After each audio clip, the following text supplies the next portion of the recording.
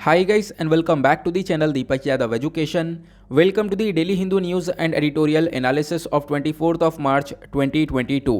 तो गाइज आज है तारीख 24 मार्च 2022 और है थर्सडे। देखेंगे आज के द हिंदू कंप्लीट न्यूज़पेपर को। द हिंदू कंप्लीट न्यूज़पेपर को एनालाइज करेंगे, बट लेक्चर में आगे बढ़ने से पहले अगर आप लोगों को इस लेक्चर का पीडीएफ चाहिए तो क्या करना है, सबसे पहले डाउनलोड करना है टेलीग्राम और फिर जाकर सर्च बॉक्स में टाइप करना है Deepak Yadav education. As you can see guys आप लोगों को ये वाला चैनल मिल जाएगा, इस पर क्लिक करना और जाकर इस चैनल को ज्वाइन कर लेना। देखो, अगर आप लोगों को इस तरीके से ये चैनल नहीं मिलता है तो नीचे डिस्क्रिप्शन बॉक्स में आप सभी लोगों को टेलीग्राम का लिंक दिया गया है, वो लिंक इसी चैनल का है। जैसे आप उस पर क्लिक करोगे ऑटोमेटिकली ये चैनल ओपन हो जाएगा, इसको जाकर ज्वाइन कर लेना। ज्वाइन करने से फ़ायदा क्या होगा, यहाँ पर आप लोगों को डेली बेसिस पर लेक्चर का पीडीएफ मिल जाता है, डेली करंट अफेयर के वीडियो का पीडीएफ मिल जाता है और डेली बहुत सारे डिजिटल नोट्स मिल जाते हैं। ये सारी चीज़ें मिलती हैं बिल्कुल फ्री में, तो जाकर इसको ज़रूर ज्वाइन करना। नाउ बढ़ते हैं आगे बढ़ने से पहले हमेशा की तरह हम लोग अपने लेक्चर को एक मैप के क्वेश्चन के साथ स्टार्ट करेंगे। तो आज आप सभी लोगों को मैप में जाकर देखना है माइकला रेंज को कहाँ पर है ये एग्जैक्टली लोकेटेड, अच्छे से मैप में देखना। देन उसके बाद आकर नीचे कमेंट सेक्शन में टाइप करना, जिससे कि आप लोग इसको लंबे समय तक याद रख पाओगे। साथ ही साथ एक क्वेश्चन सॉल्व करेंगे जो कि यूपीएससी प्रीवियस ईयर 2015 के प्रीलिम्स में पूछा गया था। डेली बेसिस पर हम लोग यहाँ पर एक प्रीवियस ईयर क्वेश्चन को भी सॉल्व करते हैं। क्वेश्चन में क्या बोला गया, देखो हमारे संविधान में 5वां और 6वां शेड्यूल भी आप लोगों को देखने को मिलता है। नाउ ये जो 5th और 6th शेड्यूल के प्रोविजंस हैं वो हमने क्यों बनाए हैं। Option A, to protect the interest of scheduled tribes. Option B, to determine the boundaries between states. Option C, to determine the powers, authority and responsibilities of panchayat. या फिर option D, to protect the interest of all the border states. तो इसका सही answer आप सभी लोगों को नीचे कमेंट सेक्शन में देना है। एटलीस्ट सभी को इसमें पार्टिसिपेट करना है, जैसे मैं आप लोगों से डेली बेसिस पर बोलता हूं। बाय द वे, इसका जो करेक्ट आंसर है वो मैंने आप लोगों को नीचे प्रोवाइड करवा दिया है, प्लस टेलीग्राम पर भी आपको प्रोवाइड करवा दिया गया है, वहां से भी जाकर इसको चेकआउट कर सकते हो। अदरवाइज इसका आंसर अभी भी नहीं मिलता है तो कोई परेशान होने की ज़रूरत है नहीं, वीडियो के लास्ट में भी हम लोग इसको डिस्कस करने वाले हैं। तो चलो शुरुआत करते हैं। यह है आज का सबसे पहला आर्टिकल जो कि पेज नंबर 1 के ऊपर आपको मेंशन्ड देखने को मिलेगा। एक इंपॉर्टेंट आर्टिकल है, खासकर इसको जीएस पेपर 3 इकोनॉमी से रिलेट कर सकते हो।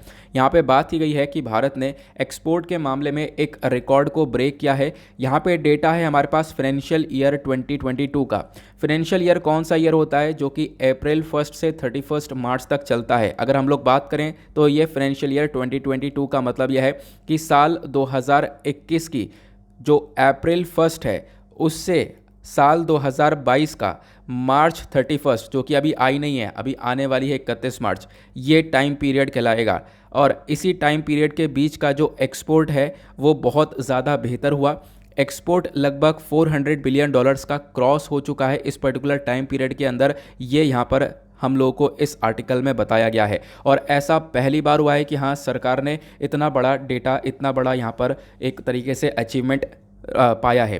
देन उसके बाद यहाँ पर ये बोला गया कि इसमें हमने एक्सपोर्ट काफ़ी सारी चीज़ें करी हैं, जैसे हमने गारमेंट्स हो गए, जेम्स हो गए, ज्वेलरी हो गया, पेट्रोलियम प्रोडक्ट्स, पेट्रोल नहीं पेट्रोलियम प्रोडक्ट्स को यहाँ पर एक्सपोर्ट किया गया है। प्लस आप देख पाओगे यहाँ पर इंजीनियरिंग प्रोडक्ट्स को भी यहाँ पर एक्सपोर्ट किया गया।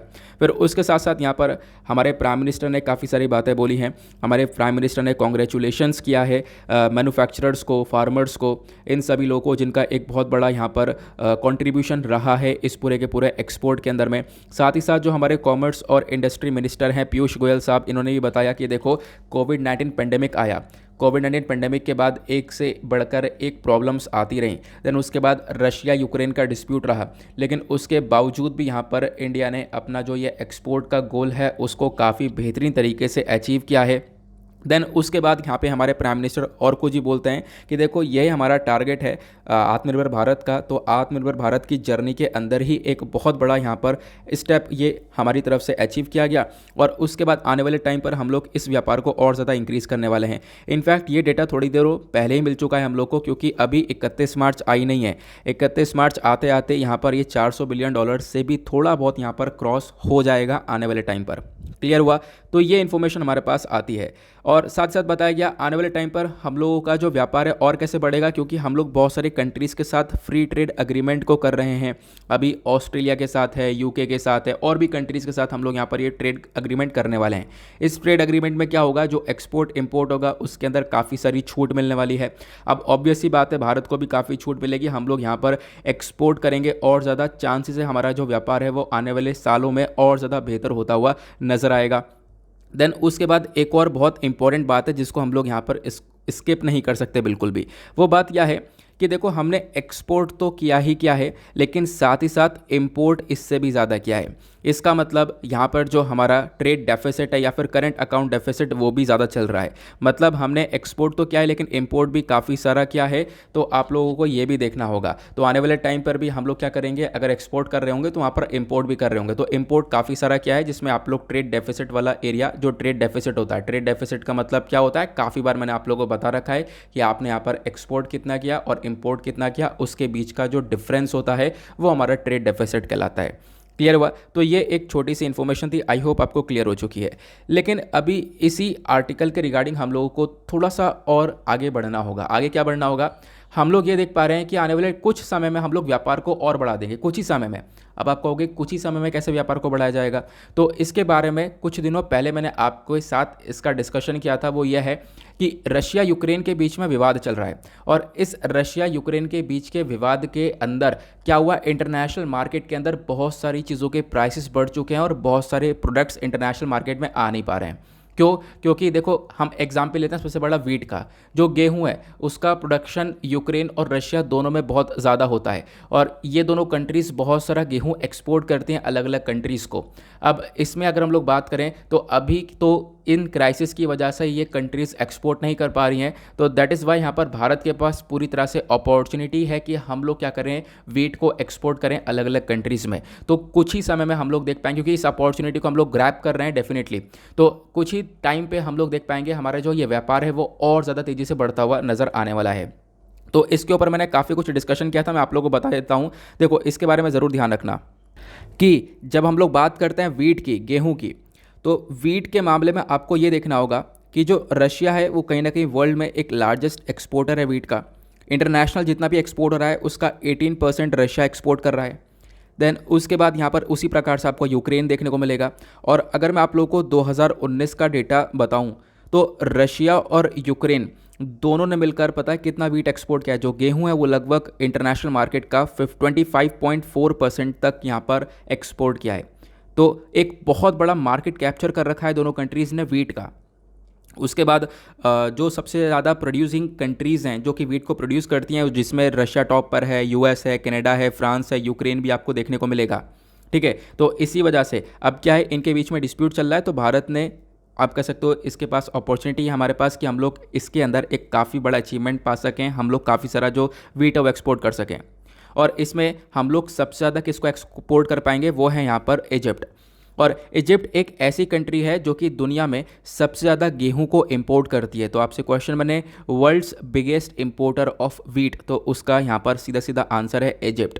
इजिप्ट के साथ साथ टर्की भी आपको देखने को मिलेगा। बहुत सारा गेहूं ये लोग इंपोर्ट करते हैं अलग अलग देशों से। और भारत की अगर हम लोग बात करें वीट वाले एरिया में, तो भारत भी एक सेकंड लार्जेस्ट प्रोड्यूसर है वीट का।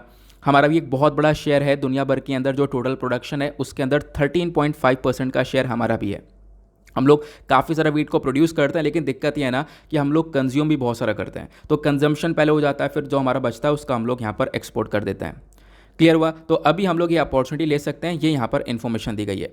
बाकी मैं बार बार वीट कह रहा हूँ, तो वीट के बारे में ज़रूर जान लेना, ठीक है? क्योंकि जो क्रॉप्स होती हैं उसके बारे में पढ़ लिया करो, क्योंकि जो चर्चा में होता है वीट बहुत ज़्यादा चर्चा में है, तो इसको ज़रूर पढ़ लिया करो। क्योंकि क्या होगा, डायरेक्टली क्वेश्चन बन जाते हैं। अगर मैं आप लोग को एक एग्जांपल दिखाऊं तो यूपीएससी ने 2008 में क्रॉप्स को लेकर डायरेक्टली क्वेश्चन पूछा था, कल भी मैंने आपके साथ डिस्कस किया था। जैसे यहाँ पर फसलों के यहाँ पर नाम दिए, कॉटन, ग्राउंडनट, राइस, वीट, और आपसे पूछा गया इसमें से यहाँ पर ये बताओ कौन सी खरीफ क्रॉप्स हैं। ठीक है, तो आपको क्रॉप्स के बारे में थोड़ी बहुत नॉलेज होगी, तो यहाँ पर डेफिनेटली इसको आप लोग सॉल्व कर पाओगे। एक सेकेंड को मैं आपको दिखाता हूँ। जैसे हम लोग वीट के बारे में बात करते हैं तो यहाँ पर आप देख पाओगे वीट का जो अगर हम लोग ग्रोथ करनी है, हम लोग को उसको उगाना है, तो उसके लिए एक बेस्ट टेम्परेचर रहेगा 10 to 15 डिग्री सेल्सियस के बीच का, प्लस रेनफॉल चाहिए 75 से लेकर 100 सेंटीमीटर के अराउंड। देन सॉइल टाइप कौन सा होना चाहिए, तो यहाँ पर फर्टाइल लोमी सॉइल होनी चाहिए। और वीट प्रोड्यूसिंग स्टेट्स भारत के अंदर कौन कौन से हैं, तो उत्तर प्रदेश है, पंजाब है, मध्य प्रदेश, हरियाणा, राजस्थान, यहाँ पर काफ़ी सारा वीट का प्रोडक्शन होता है। उसके साथ साथ यहाँ पर आप देख पाओगे, मैं आपको और भी चीज़ें बताता हूँ, जैसे कि हम लोगों ने एक पिक्चर शेयर कर रखा है और आपके साथ पहले भी मैंने किया हुआ था। इस पिक्चर को अपने पास रख लेना, इसको मैं टेलीग्राम पर डाल दूंगा, ठीक है। ये आपको काफ़ी हेल्प करेगा। यहाँ पे राबी, खारिफ और जैद क्रॉप्स, तीनों क्रॉप्स के बारे में बताया गया है, ठीक है। अगर आप लोग यहाँ पर इन क्रॉप्स के बारे में देखोगे तो इसमें जो वीट है वो यहाँ पर सीधे सीधे बताया गया है। वीट एक राबी क्रॉप आपको देखने को मिलेगा। बाकी जो राइस हो गया, कॉटन हो गया, ग्राउंडनट हो गया, ये खारिफ क्रॉप्स हैं, ठीक है। तो अभी हम लोग यहाँ पर क्वेश्चन पर चलें जो कि 2008 में पूछा गया था। तो इसमें सिंपल सी बात है, यहाँ पर आप देख पाओगे ग्राउंडनट, राइस, वीट। अभी मैंने आपको बताया कि जो कॉटन, ग्राउंडनट, राइस है, ये ऊपर वाली तीन खारिफ क्रॉप्स आपको देखने को मिलेंगी। जो वीट है वो एक राबी क्रॉप है। तो इसका सही आंसर कौन सा हो गया, तो इसमें से खारिफ क्रॉप्स कौन कौन सी हैं, तो इसका करेक्ट आंसर सी हो गया 1, 2 एंड 3। क्लियर हुआ। तो कल इसका आंसर मैंने बताया नहीं था, कल आपसे पूछा था, इसी वजह से मैंने इस क्वेश्चन को दोबारा ले लिया है। तो ऐसे क्वेश्चन बनते रहते हैं और बहुत सारे क्वेश्चन आगे भी मैं आपके साथ डिस्कस करने वाला हूं, तो आप लोग बने रहना। हर एक आर्टिकल के रिगार्डिंग मैं आपको बताऊंगा कि कैसे कैसे वो आर्टिकल इंपॉर्टेंट हो सकता है। लेकिन उससे पहले अभी तक वीडियो को लाइक नहीं किया है तो फटाफट लाइक कर देना, एक सपोर्ट मिलता है। और हमने टारगेट रखा है 5K प्लस लाइक्स का, तो आप लोग इतना कर सकते हो वीडियो को लाइक करके। आगे चलते हैं और आते हैं अगले आर्टिकल की तरफ। यहाँ पे इंडिया और चाइना को लेकर डिस्कशन किया गया है। इस आर्टिकल को आप लोग GS पेपर 2 इंटरनेशनल रिलेशन से रिलेट कर सकते हो। यहाँ पे अगर हम लोग बात करें तो जो चाइनीज़ फॉरेन मिनिस्टर हैं वांग यी, ये इंडिया आने वाले हैं। तो इंडिया ये आज आएंगे, आज लैंड करेंगे इंडिया में। और यहाँ पे बोला जा रहा है कि एक विज़िट होगी जहाँ पर हमारे एक्सटर्नल अफेयर मिनिस्टर जो है बातचीत करने वाले हैं इनके साथ। और अब जब आएंगे तो किस चीज़ के ऊपर डिस्कशन किया जाएगा, तो खासकर line of actual control LAC वाले टॉपिक के ऊपर ये लोग चर्चा करने वाले हैं, क्योंकि LAC को लेकर काफ़ी डिस्प्यूट्स देखने को मिल रहे हैं इंडिया और चाइना के बीच में।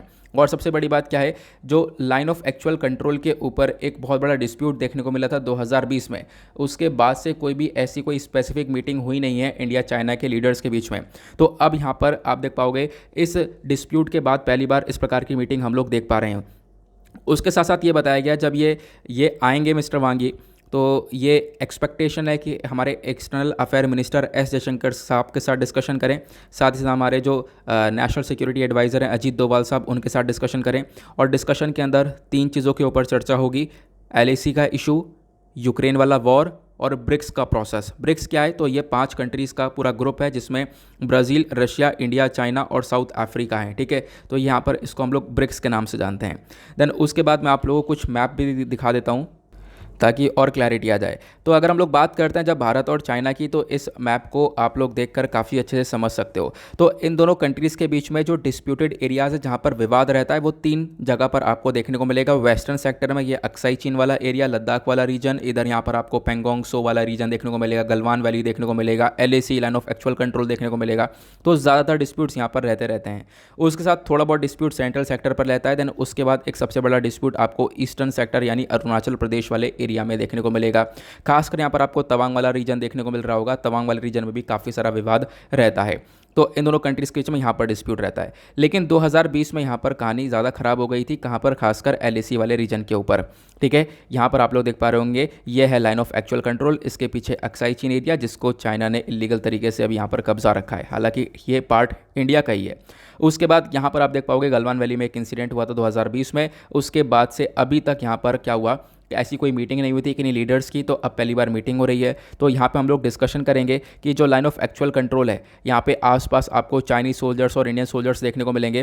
तो कैसे हम लोग यहाँ पर डीएस्केलेशन कर सकते हैं, मतलब यहाँ से चाइनीज़ सोल्जर्स को पीछे हटाया जाएगा और इंडियन सोल्जर्स भी यहाँ पर पीछे आ जाएंगे, ताकि यहाँ पर इस एरिया को शांति वाला एरिया बनाया जा सके। क्लियर हुआ, ये यहाँ पर इन्फॉर्मेशन आ गई। साथ ही साथ यहाँ पर और क्या बताया गया, यहाँ पर देखो अभी क्या हो रहा था, बहुत सारे क्वेश्चन उठाए जाते हैं किस चीज़ को लेकर, इस विवाद को लेकर। देन उसके बाद यहाँ पर आप देख पाओगे काफ़ी सारी हमने कमांडर लेवल की बातचीत भी करी है। यहाँ पर वो पैरा मेंशन्ड है, इसको मैं थोड़ा सा इधर कर देता हूँ। यहाँ पे आप देख पाओगे कि अभी रिसेंटली क्या हुआ है, हमने अभी 15वीं लेवल की कमांडर लेवल टॉक रखी थी, जहां पर इंडिया और चाइना के कमांडर्स के बीच में डिस्कशन हुआ कि हम लोग इस पर्टिकुलर LAC वाले रीजन पर किस प्रकार से शांतिपूर्वक आगे बढ़ सकते हैं, लेकिन कोई भी सोल्यूशन निकल कर नहीं आया। तो अब पॉसिबिलिटी है कि अब की बार जो मीटिंग हो रही है इसमें हमारे पास कुछ ना कुछ सोल्यूशन निकल कर आ जाए। ठीक है, उसके बाद यहाँ पे बताया गया जो ये मिस्टर वांगी हैं, ये पहले हमारे एस जयशंकर साहब के साथ मिल चुके हैं। पहले यहाँ पर 2 साल पहले यहाँ पर आप कह सकते हो कि कुछ टाइम पहले मीटिंग वगैरह हुई थी, बट अभी फ़िलहाल काफ़ी लंबे समय बाद एक मीटिंग होने वाली है। तो अभी फ़िलहाल इस आर्टिकल में और ज़्यादा डिटेल जाने की अंदर आवश्यकता है नहीं, क्योंकि इतना ही पढ़ लिया काफ़ी है। अभी इस मीटिंग को होने दो, आज ये मीटिंग होती है, फिर डिस्कशन होता है, देन उसके बाद हमारे पास प्रॉपर आर्टिकल आएगा कि हाँ आखिरकार क्या क्या चर्चा हुई है। ठीक है, क्लियर हुआ? तो ये एक छोटी सी इन्फॉर्मेशन थी। आगे चलते हैं, देन आते हैं पेज नंबर 15 के ऊपर, दैट इज़ वर्ल्ड सेक्शन। देखेंगे दुनियादारी में क्या चल रहा है। यहाँ पर आपको रशिया यूक्रेन से रिलेटेड बहुत सारे आर्टिकल्स देखने को मिलेंगे। आपको बिल्कुल भी ज़रूरत नहीं है आप इन आर्टिकल्स को पढ़ो, ठीक है, आप ऑलरेडी काफ़ी कुछ पढ़ चुके हो। और बने रहना वीडियो के अंदर, आज एक एडिटोरियल डिस्कस करने वाला हूँ बहुत ही ज़्यादा शानदार। ठीक है, रशिया यूक्रेन के डिस्प्यूट को लेकर ही, मतलब कोई वो डिस्प्यूट नहीं समझेंगे जो पहले जो बात कर चुके हैं, वो नहीं है। यहाँ पे कुछ नई चीज़ें हम लोग यहाँ पर सीखने वाले हैं कि व्लादिमीर पुतिन का क्या गोल है। ठीक है, तो बहुत अच्छा एक आर्टिकल होने वाला है, तो वेट करना उसके लिए, अभी हम लोग उसके ऊपर भी आएंगे। फिलहाल इस आर्टिकल के अंदर बात करें तो चाइना का एक सपोर्ट देखने को मिला है रशिया की तरफ। अब इसी रशिया यूक्रेन डिस्प्यूट के बीच में बहुत सारी कंट्रीज़ रशिया को सपोर्ट कर रही हैं, बहुत सारी कंट्रीज़ रशिया के अगेंस्ट में है। अगेंस्ट में आप देख पाओगे USA, पूरा यूरोपियन यूनियन, पूरी वेस्टर्न सेक्शन आप देख पाओगे रशिया के अगेंस्ट में जा चुका है, लेकिन चाइना लगातार सपोर्ट कर रहा है। और अभी रिसेंटली क्या हुआ, एक मिनिस्टर की तरफ से एक स्टेटमेंट निकल कर आया। स्टेटमेंट ये निकल कर आया कि रशिया को G20 ग्रुप से भी बाहर निकाल देना चाहिए। G20 ग्रुप क्या है, तो यहाँ पर एक ग्रुप ऑफ 20 नेशंस है, यहाँ पर आपको 20 देश देखने को मिलेंगे। ऐसी एक G7 होता है, एक G8 होता है और एक G20 होता है। G7 के अंदर और G8 के अंदर आप देख पाओगे इसमें 7 कंट्रीज़ है, इसमें 8 कंट्रीज़ हैं। तो G8 वाला ही यहाँ पर G7 बना है बाद में। G8 के अंदर यहाँ पर कंट्रीज़ के साथ साथ इसमें रशिया भी हुआ करता था एक टाइम पर, लेकिन 2014 के बाद जब रशिया ने क्रीमिया को हथियाया तो रशिया को यहाँ से निकाल दिया, तो यही G8 बन गया G7। ठीक है, तो अब बातचीत की जा रही है G20 में से भी रशिया को निकाल देना चाहिए, लेकिन यहाँ पर चाइना सपोर्ट करता है रशिया को और चाइना का स्टेटमेंट निकल कर आता है नहीं, रशिया को यहाँ पर G20 ग्रुप से नहीं निकालना चाहिए, ये आपको ध्यान रखना है। कल ही मैंने आप लोगों को G20 के बारे में पढ़ाया है, कौन कौन से यहाँ पर 20 नेशंस हैं। तो किसी के पास ट्रिक है G20 नेशंस को याद करने की तो फटाफट नीचे कमेंट सेक्शन में टाइप कर दो। ट्रिक अगर मुझे अच्छी लगती है तो मैं यहाँ पर उस कमेंट को पिन कर दूंगा। ठीक है, तो यहाँ पर काफ़ी सारी ट्रिक्स हैं G20 नेशंस को याद करने की, तो आप लोग नीचे टाइप कर सकते हो। तो G20 के नेशंस को आपको सबको ध्यान रखना है, G7 के नेशंस को ध्यान रखना है, G8 के नेशंस को ध्यान रखना है। G7 याद हो जाएगा तो ऑब्वियसली बात है G8 भी आपको अब पता चल जाएगा। तो कौन कौन सी कंट्रीज़ है ये आपको ज़रूर ध्यान रखना है। आपका हो गया क्या बकवास है, क्यों ऐसा क्यों ध्यान रखना है, मतलब ऐसा क्या क्वेश्चन बन जाएगा। तो क्वेश्चन यहाँ पर बन चुका है ऑलरेडी। यूपीएससी ने 2020 में G20 को लेकर एक क्वेश्चन पूछा था, कल मैंने आपके साथ डिस्कस भी किया था। ठीक है, तो G20 के अंदर यहाँ पर कितने मतलब कंट्रीज़ हैं ये आपको पता होता तो उसके बाद यहाँ पर इन क्वेश्चन को आप लोग काफ़ी अच्छे से लगा सकते थे। अगर हम लोग बात करें, इसमें यह पूछा गया कि देखो आपको 4 ऑप्शन दिए गए हैं और चारों ऑप्शन के अंदर 4-4 कंट्रीज़ दी गई हैं, और पूछा यह गया कि इसमें से बताओ कौन सा ऑप्शन करेक्ट है, और एक ऑप्शन ऐसा करेक्ट है कि चारों कंट्री ही G20 का पार्ट है, तो वो कौन सा वाला ऑप्शन है। तो इसका यहाँ पर आप लोग ऑप्शन देख पा रहे होंगे, अलग अलग देश मेंशनड है, तो इसका करेक्ट आंसर मैं आपको डायरेक्टली बता देता हूँ। फर्स्ट वाला ये आपको देखने को मिलेगा, जिसमें Argentina, Mexico, south Africa, Turkey, ये चारों ही G20 नेशंस आपको देखने को मिलेंगे। बाकी जो 3 ऑप्शन है नीचे, इसमें G20 नेशंस भी है, प्लस यहाँ पर कुछ ऐसे देश हैं जो कि G20 का पार्ट नहीं है, तो यहाँ पर ये तीनों ही ऑप्शन हो जाते हैं हमारे गलत। क्लियर हुआ? चलो आगे बढ़ते हैं, चलते हैं अगले आर्टिकल की तरफ। फिर उसके बाद आज आप लोग देख पाओगे कुछ खास चीज़ें आपको बिजनेस सेक्शन पर भी नहीं मिलेगा, इकॉनमी सेक्शन पर भी कुछ भी खास नहीं है, तो आप लोग इस पेपर को भी बिल्कुल स्किप कर सकते हो, ज़्यादा डिटेल में जाने की आवश्यकता है नहीं। और उसके बाद एक आर्टिकल आपको देखने को मिलेगा बंगाल को लेकर, जिसके ऊपर मैंने थंबनेल लगा रखा है, वो भी आर्टिकल आज के न्यूज़पेपर में आया हुआ है। ठीक है, तो उस आर्टिकल को मैं बिल्कुल लास्ट में डिस्कस करूंगा, क्योंकि उसमें काफ़ी सारी चीज़ें आपके साथ डिस्कस करनी है। अब हम लोग डायरेक्टली चलते हैं, पहले एडिटोरियल के ऊपर नज़र मारेंगे कौन कौन से आर्टिकल्स हैं आज डिस्कस करने के लिए। नवाते हैं पेज नंबर 8 के ऊपर, that is editorial section. Editorial पर आज हम लोग 4 बहुत इंपॉर्टेंट आर्टिकल डिस्कस करने वाले हैं। एक आर्टिकल आपको ये देखने को मिलेगा, यहाँ पे बात की गई है चाइना को लेकर कि देखो कोविड-19 आया, इतने सारे इश्यूज़ आए, लेकिन उसके बाद भी यहाँ पर चाइना की जो ग्रोथ है वो नहीं रुकी, चाइना की ग्रोथ लगातार होती रही है। उसके पीछे का रीज़न क्या है वो यहाँ पर ऑथर ने बताया है, उस रीज़न को हम लोग डिस्कस करने वाले हैं। उसके बाद अगला एडिटोरियल यहाँ पर आप देख पाओगे, 2 एडिटोरियल हैं अगले पेज पर। दोनों यहाँ पर बात करते हैं रशिया यूक्रेन के डिस्प्यूट को लेकर। तो आज बहुत शानदार डिस्कशन करूंगा इस वाले आर्टिकल को लेकर। हालांकि इस आर्टिकल के अंदर से कुछ ही चीज़ें जो हम डिस्कस करने वाले हैं, लेकिन कुछ बहुत ही शानदार चीज़ डिस्कस करूंगा जो आपको डेफिनेटली बहुत बहुत बहुत हेल्प करेगा, ठीक है। फिर उसके साथ यहाँ पर हम लोग नेक्स्ट एडिटोरियल को देखते हैं। तो हमारे पास ये दो आर्टिकल के साथ साथ एक आर्टिकल आपको ये देखने को मिलेगा।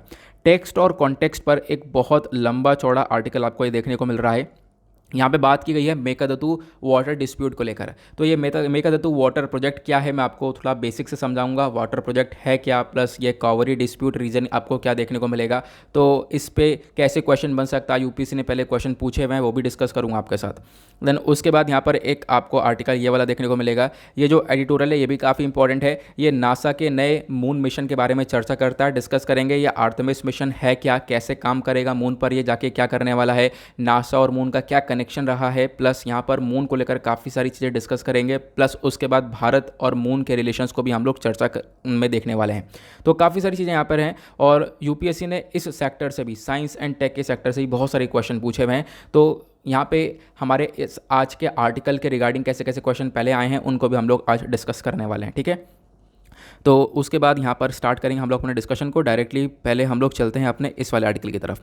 देखो, इस वाले एडिटोरियल में आपको काफ़ी सारी चीज़ें देखने को मिलती हैं ऐसी, जो कि आज मैं आपके साथ डिस्कस करूंगा। लेकिन यहाँ पर ये वाला आर्टिकल मैं आपके साथ डिस्कस नहीं कर रहा हूँ, क्योंकि इसमें बहुत बहुत सारी बकवास भी है और बहुत बहुत सारी चीज़ें मिसिंग भी हैं। तो ये अगेन आप लोग खुद ही पढ़ोगे तो आप कहोगे यहाँ पर बिल्कुल बकवास लगा, हमारे लिए कोई काम का है नहीं। लेकिन मैं आपके साथ जो डिस्कस करने वाला हूँ ये भी एक एडिटोरियल ही है, लेकिन ये आया था जनवरी के मंथ में। इसको यहाँ पर सेव करके रख रखा है मैंने, ये काफ़ी इंपॉर्टेंट था तो इसको हम लोग यहाँ पर कवर करेंगे। तो आज मैंने वापस से वो जनवरी के मंथ का एडिटोरियल निकाला, उसको मैंने पढ़ा है वापस से, तो मैं आप लोगों को एनालाइज करके बता रहा हूँ कि वो आर्टिकल कितना ज़्यादा इंपॉर्टेंट था। देखो, इस आर्टिकल को हम लोग सिंपली, क्योंकि हमने काफ़ी दिन हो गए इस चीज़ को कवर करे हुए, तो ये आर्टिकल अपने आप में काफ़ी इंपॉर्टेंट, ये मुझे एकदम से याद आ गया, तो इसी वजह से मैं आपके साथ ये डिस्कस कर रहा हूँ। यहाँ पर इस आर्टिकल में बताया ये गया है कि जो व्लादिमीर पुतिन है, रशियन प्रेसिडेंट, इनका गोल क्या है, ठीक है। देखो, एक टाइम पर नेटो लगातार बढ़ रहा था और अब क्या हो रहा है, यहाँ पर रशिया भी अपना एग्रेशन दिखा रहा है। ऐसा क्यों? मतलब रशिया पिछले कुछ टाइम तक शांत रहा, लेकिन आज के टाइम पर 2008 फिर उसके बाद 2014 इन सब में रशिया ने क्या क्या किया, रशिया क्या चाह रहा है, रशिया अपनी ज़मीन को बचाना चाह रहा है, तो वो सब यहाँ पर चर्चा में रखा गया है। तो सबसे पहली चीज़ यहाँ पर आप देख पाओगे, स्टार्टिंग होती है इस आर्टिकल की कैथरीन द ग्रेट से। अब ये कैथरीन द ग्रेट कौन है? ये है 18th सेंचुरी की एम्प्रेस, ठीक है। अब क्या होता है, इन्होंने यहाँ पर आप देख पाओगे एक फेमस कोट बोला, इन्होंने बोला, I have no way to defend my borders but to extend them, ठीक है। तो यहाँ पर बॉर्डर्स को डिफेंड ना करके उसको एक्सटेंड करने के बारे में चर्चा की है। तो मतलब ये बता रही है कि किस प्रकार से रशिया को एक टाइम पर बढ़ाया गया था पूरी तरह से, ठीक है। फिर आज के टाइम पर ये वापस से मतलब यूएसएसआर वगैरह टूट चुका है, ये तो आपको पता है। वो आगे हम लोग पॉइंट टू पॉइंट जब आते रहेंगे तो वो सब चीज़ें आगे आती रहेंगी, ठीक है। और इस वाले पूरे आर्टिकल को मैंने टेलीग्राम पर शेयर कर दिया, आप लोग वहाँ से इसको सेव कर सकते हो, अपने पास पॉइंट्स को नोट डाउन करते हुए चलना। आपको इसमें बहुत सारी जानकारी मिलेगी जो आपके डायरेक्टली एग्जाम में पूछी जा सकती है, ठीक है। तो अगर हम लोग बात करें तो कैथरीन द ग्रेट है, ठीक है, इनके शासन के टाइम पर जो ये पूरा का पूरा एम्पायर है, यानी रशियन एम्पायर है, वो लगातार ग्रो होता हुआ रहा, ठीक है। एक पूरा का पूरा नया रशिया बनता हुआ चला गया, बहुत सारे रीजन को अपने हिस्से के अंदर जोड़ा गया। जो एम्प्रेस कैथरीन थी, इन्होंने यहाँ पर बहुत सारी कंट्रीज़ को अपना पार्ट बनाया, रशिया के हिस्से के अंदर जोड़ा, ये आपको ध्यान रखना है। फिर उनके बाद यहाँ पर एक और व्यक्ति आए, उसके बाद यहाँ पर मतलब ऐसे ही बहुत सारे लोग आते रहे, जोसेफ स्टालिन। और जोसेफ स्टालिन के यहाँ पे आप देख पाओगे इनका भी एक बहुत बड़ा रोल रहा है इसके अंदर। और उसके बाद यहाँ पर ये बोला गया कि जोसेफ स्टालिन ने नाजीज़ को हराया और उसके बाद जो सोवियत की बाउंड्रीज़ हैं उसको और ज़्यादा बढ़ाया, यानी यूएसएसआर है उसकी बाउंड्रीज़ को और ज़्यादा इंक्रीज़ किया। तो यानी कि कैथरीन के साथ यहाँ पर जो पहली वाली कैथरीन द ग्रेट हैं, फिर उसका जोसेफ स्टालिन हुए, देन उसके बाद अब यहाँ पर बारी किसकी, वो है व्लादिमीर पुतिन की। तो व्लादिमीर पुतिन भी आज के टाइम पर क्या कर रहे हैं, 2014 के अंदर इन्होंने क्या किया, पूरे के पूरे यूक्रेन का जो क्रीमिया वाला रीजन है उसको हथिया लिया, है ना। तो यहाँ पर बोला यह जा रहा है कि जो आज के टाइम पर रशिया को इंक्रीज़ करने के बारे में चर्चा करी जा रही है वो बहुत समय पहले से चल रही है। 18th सेंचुरी के आसपास आप देख पाओगे रशियन एम्पायर को लगातार ग्रो करने के बारे में हम लोग देखते रहते हैं कि लगातार इसको ग्रो किया जा रहा है। रशिया दुनिया की एक लार्जेस्ट कंट्री है बाय लैंड मास, ये सबको पता है। इसके पास कोई अपने खुद के नेचुरल बॉर्डर्स नहीं है। ऊपर आर्कटिक ओशन पर आप देख पाओगे थोड़ा बहुत आपको बॉर्डर देखने को मिलेगा, पैसिफिक पर देखने को मिलेगा, अदरवाइज कोई इसका प्रॉपर बॉर्डर इधर यूरोप की साइड से आपको देखने को मिलेगा नहीं। ठीक है, मैं आप लोग को थोड़ा सा मैप पर लेकर चलता हूँ। मतलब यहाँ पर आप देख सकते हो रशिया हुआ, ऊपर आपको कहीं ना कहीं बॉर्डर देखने को मिलेगा, इधर बॉर्डर देखने को मिलेगा, इधर कोई स्पेसिफिक बॉर्डर रशिया का आपको देखने को मिलता नहीं है। इधर हमेशा से कुछ ना कुछ नए नए डिस्प्यूट्स देखने को मिलते रहते हैं। और उसके बाद यहाँ पर अगर हम लोग बात करें, ये जो कंट्री है ये सेंट पीटर्सबर्ग से शुरू हो रही है, उसके बाद दूर तक इसका पूरा का पूरा एरिया फैला हुआ है। नाउ सेंट पीटर्सबर्ग कहाँ पर है मैं आपको वो भी दिखा देता हूँ। ये आप लोग देख पाओगे, ये रहा सेंट पीटर्सबर्ग, ये एक किनारा हुआ रशिया का। उसके बाद यहाँ से आप देख पाओगे काफ़ी दूर तक ये पूरा का पूरा रीजन फैला हुआ है। ठीक है, छोटे छोटे हिस्से में यहाँ पर आप देख पाओगे, और भी जगह पर आपको रशिया देखने को मिलेगा, वो मैं आपको आगे बताने वाला हूँ। अगर हम लोग बात करें पिछले 2 सेंचुरीज़ के अंदर, तो रशिया ने लगातार 2 इन्वेजन फेस किए। ठीक है, तो वेस्टर्न साइड से रशिया के ऊपर 2 बार इन्वेड करने की कोशिश की गई। 1812 में अटैक किया गया नेपोलियनिक फ्रांस के थ्रू, उसके साथ साथ 1941 में अटैक किया गया नाजी जर्मनी के थ्रू, और रशिया ने दोनों को ही हरा दिया। ठीक है, दोनों को यहाँ पर हराया। अब हराने के साथ साथ क्या हुआ, ऑब्वियसली बात है, जब लड़ा इनसे तो उसके साथ साथ रशिया को भी काफ़ी हद तक लॉस हुआ, ह्यूमन लॉस हुआ, मटेरियल लॉस हुआ। फिर सेकेंड वर्ल्ड वॉर के बाद अगर हम लोग बात करें, रशिया ने अपना जो कंट्रोल है वो रिमलैंड के ऊपर दोबारा से बनाना चालू करा, पूरा ईस्टर्न यूरोप के अंदर, सेंट्रल एशिया के अंदर। ठीक है, यहाँ पर रिमलैंड क्या है तो मैं आपको वो भी ज़रा बता देता हूँ। एक पिक्चर यहाँ आप लोग देख पाओगे, ये ऊपर आपको हार्टलैंड नज़र आएगा, ये रिमलैंड नज़र आएगा। रिमलैंड में आपको ये पूरा का पूरा यूरोपियन रीजन देखने को मिलेगा, इधर आपको ये सेंट्रल एशिया वाला रीजन भी देखने को मिल जाता है। ठीक है, ऊपर आपको रशिया वाला रीजन, ये हार्टलैंड देखने को मिलेगा।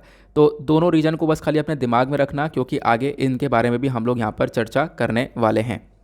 ठीक है, चलो ये बात की गई कि हाँ रशिया ने वर्ल्ड वॉर 2 के बाद क्या हुआ, अपना वापस से कंट्रोल पाना चालू कर दिया ईस्टर्न यूरोप के साइड में, सेंट्रल एशिया की साइड में। ईस्टर्न यूरोप का मतलब यह है कि यूरोप के जो कंट्रीज़ हैं, मान लो यहाँ पर ये पूरा का पूरा यूरोप आपको देखने को मिलेगा। यूरोप के भी 2 पार्ट आपको देखने को मिलेंगे, एक इधर वेस्टर्न वाला, इधर ईस्टर्न वाला। वेस्टर्न वाली कंट्रीज़ को जो यूएस है वो अपनी साइड खींच रहा था वर्ल्ड वॉर 2 के बाद में, और इधर ईस्टर्न वाली कंट्रीज़ को रशिया अपनी साइड में खींच रहा था वर्ल्ड वॉर 2 के बाद में। ठीक है, आपको ध्यान रखना है। और इसी को लेकर कोल्ड वॉर की स्टार्टिंग हुई थी, क्योंकि इधर क्या हो रहा था, जो अमेरिका है वो नाटो के अंदर इन सारी कंट्रीज़ को इन्वॉल्व कर रहा था, और उधर से आप लोग यहाँ पर देख पाओगे कि जो इधर ईस्टर्न यूरोप वाला है उसको इधर वार्सो पैक्ट के अंदर यहाँ पर रशिया लाना चाह रहा था। तो इसी के चक्कर में यहाँ पर कोल्ड वॉर यानी जो शीत युद्ध है वो स्टार्ट आपको देखने को मिलता है।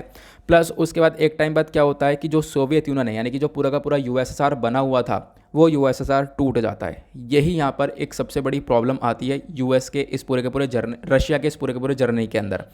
अगर हम लोग बात करें यूएसएसआर टूटता है, यूएसएसआर क्या है मैंने आप लोग को पहले ही बता रखा है, ये आप लोग देख पाओगे, ये पूरा का पूरा यूएसएसआर हुआ करता था। इसके अंदर आप देख पाओगे काफ़ी सारे छोटे छोटे देश आपको देखने को मिलेंगे, हालांकि पहले ये सब कुछ एक हुआ करता था। तो 1991 में ये टूटा, तो इसमें से टोटल 15 देश निकल कर आए। वो 15 देश कौन कौन से हैं, नीचे आपको इन सभी 15 देश के नाम देखने को मिल जाएंगे। तो रशिया भी इसमें से बनकर निकला था, यूक्रेन वगैरह भी यहाँ पर इन्हीं यूएसएसआर टूटने के बाद निकल कर आया था। क्लियर हुआ। अब क्या हुआ, यहाँ पर यूएसएसआर जब टूटता है तो इसकी वजह से काफ़ी सारी प्रॉब्लम्स यहाँ पर फेस की जाती हैं। अब नेटो का एक्सपेंशन देखने को मिलता है। नेटो क्या है, यह है नॉर्थ एटलांटिक ट्रीटी ऑर्गेनाइजेशन। इसके अंदर आपको 30 देश देखने को मिल जाते हैं, ध्यान रखना। ठीक है, तो इस पूरे ग्रुप को लीड करता है अमेरिका। जैसे ही सोवियत यूनियन यानी यूएसएसआर टूटा, तो जो व्लादिमीर पुतिन है, व्लादिमीर पुतिन के लिए एक सबसे बड़ी चीज़ यहाँ पर, सबसे बड़ा खतरा यही रहा था कि हाँ देखो अब यूएसएसआर टूट चुका है। सबसे बड़ी प्रॉब्लम रशिया के लिए यही रही, क्योंकि रशिया ने क्या कराया, बहुत सारा एरिया अपना खोया जब यूएसएसआर टूटा। तो मतलब आप कह सकते हो 3 मिलियन स्क्वायर किलोमीटर्स तक का एरिया यहाँ पर रशिया खो चुका था इस यूएसएसआर को टूटने के बाद। और जो पूरा का पूरा रिमलैंड था, रिमलैंड आपको याद आ रहा होगा, मैंने आपको बताया अभी, रिमलैंड नीचे वाला हिस्सा हार्टलैंड। ठीक है, तो ये जो एरिया है ये पूरी तरह से जा चुका था रशिया के हाथ से, और जो हार्टलैंड है इसके ऊपर भी काफ़ी बड़ा खतरा पहुंच रहा था। मतलब कि रशिया वाला जो रीजन था ऊपर वाला, इसके ऊपर भी काफ़ी सारा खतरा आ रहा था धीरे धीरे। और होता क्या यहाँ पर, होता यह है कि जो वेस्टर्न कंट्रीज़ हैं, यानी कि जो पूरा का पूरा नेटो के अंदर आपको कंट्रीज देखने को मिलेंगे, जैसे इधर यूएस हुआ, यूएस के साथ और भी यहाँ पर आपको छोटे छोटे देश देखने को मिलेंगे जो कि नेटो का हिस्सा है। तो वेस्टर्न कंट्रीज ने रशिया को प्रॉमिस किया था कि हम लोग अपने नेटो को एक्सपेंड नहीं करेंगे। देखो नेटो में अभी 30 देश हैं, पहले 30 देश नहीं हुआ करते थे, पहले बहुत कम नेशंस थे इसके अंदर, धीरे धीरे यहाँ पर इसके अंदर ऐड होते हुए चले गए। तो नेटो ने एक टाइम पे प्रॉमिस किया कि हम इसके अंदर कोई भी देश को ऐड नहीं करेंगे, हम एक्सपेंड नहीं करेंगे। लेकिन यूएस और यूनाइटेड किंगडम बार बार ऐसे प्रॉमिस करते रहे और तोड़ते रहे, ठीक है। और सोवियत यूनियन टूट चुका ही था, रशिया अपने आप में काफ़ी कमज़ोर हो चुका था, वो कुछ कर ही नहीं पा रहा था। लेकिन यही चीज़ का फ़ायदा उठाया नेटो ने और नेटो लगातार एक्सपेंड होता रहा। इनफैक्ट यहाँ पे तारीख बताई गई है मार्च 1999 की। अगर हम लोग बात करें, पहली बार क्या हुआ कि नेटो ने क्या किया, चेक रिपब्लिक को और साथ ही साथ हंगरी, पोलैंड को अपने नेटो ग्रुप के अंदर ऐड कर लिया, ठीक है। ये सारे जो कंट्रीज़ हैं ये पहले सोवियत यूनियन यानी यूएसएसआर का पार्ट हुआ करते थे, ठीक है। मतलब ये आप कह सकते हो जो यूएसएसआर का तो नहीं कह सकते, जो वॉर्सो पैक्ट हुआ करता था, यानी कि रशिया की साइड में ये कंट्रीज़ हुआ करती थी। तो जो कंट्रीज़ रशिया की साइड में थी प्लस यूएसएसआर का हिस्सा हुआ करती थी, उन कंट्रीज़ को भी यहाँ पर जो नेटो है उसने अपने ग्रुप के अंदर ऐड करना चालू किया। तो यहाँ पर आप देख पाओगे मार्च 1999 से शुरुआत होती है, लगातार बहुत सारे कंट्रीज़ को यूएसएसआर के जो कंट्रीज़ निकली हुई हैं या और भी बहुत सारी कंट्रीज़ इधर आपको देखने को मिलेंगी, उन सबको नेटो अपने में ऐड करता हुआ चलता है। क्लियर हुआ। अब क्या होता है, 5 साल बाद में हम लोग देख पाते हैं 7 और कंट्रीज़ को ऐड करता है नेटो अपने अंदर, जिसमें से 3 बाल्टिक नेशंस होते हैं। Baltic nation Estonia, Latvia, Lithuania, ये पहले यूएसएसआर का पार्ट हुआ करते थे, ठीक है। क्योंकि अब टूट चुका है यूएसएसआर, नेटो अपने आप को बढ़ाता हुआ चल रहा है। हालांकि रशिया से प्रॉमिस कर रहा है कि हम नहीं बढ़ाएंगे, लेकिन फिर भी यहाँ पर अपने में अपनी कंट्रीज़ को, दूसरी कंट्रीज़ को ऐड करता हुआ चल रहा है, ठीक है। तो उसके बाद एस्टोनिया, लातविया, लिथुआनिया को भी इसने ऐड कर लिया अपने अंदर ही। क्लियर हुआ। उसके साथ साथ आप देख पाओगे कि लगातार ये रशिया के लिए खतरा बनता हुआ चला गया, रशिया की सिक्योरिटी के लिए काफ़ी हद तक खतरा बनता हुआ चला गया। फिर क्या होता है, अर्ली 1990s की जब हम लोग बात करते हैं तो नेटो के जो बॉर्डर हैं विद रशिया, ये आपको देखने को मिलेंगे, थोड़ा बहुत लिमिटेड आपको देखने को मिलेगा, नॉर्वे वाला रीजन बीच में देखने को मिलेगा। लेकिन होता क्या है यहाँ पर, अब सिचुएशन थोड़ी ख़राब ऐसी होती है कि नेटो उन कंट्रीज़ के पास में जाता है जो कि बिल्कुल रशिया के बराबर में, ठीक है। रशिया के बिल्कुल बराबर में कंट्रीज़ हैं, उनको अपने नेटो ग्रुप के अंदर ऐड करना चाहता है, जो चीज़ रशिया बिल्कुल बर्दाश्त नहीं कर सकता था। हालांकि रशिया बहुत ज़्यादा खतरा मतलब फील कर रहा था कि हाँ मेरे ऊपर काफ़ी बड़ा खतरा है, सिक्योरिटी को लेकर काफ़ी हद तक कंसर्न था, रशिया बहुत ज़्यादा परेशान था। लेकिन रशिया ने भी यहाँ पर अपनी तरफ से स्टेप उठाना चालू किया। कब? 2008 में, जब रशिया थोड़ा बहुत सही हुआ, क्योंकि जो सोवियत यूनियन टूटा, वर्ल्ड वॉर 2 हुआ, उसके बाद यहाँ पर काफ़ी सफ़र कर रहा था रशिया। लेकिन 2008 में यहाँ पर रशिया की तरफ से एक स्टेप उठाया गया, जब यूएस ने यहाँ पर प्रॉमिस किया, किसको?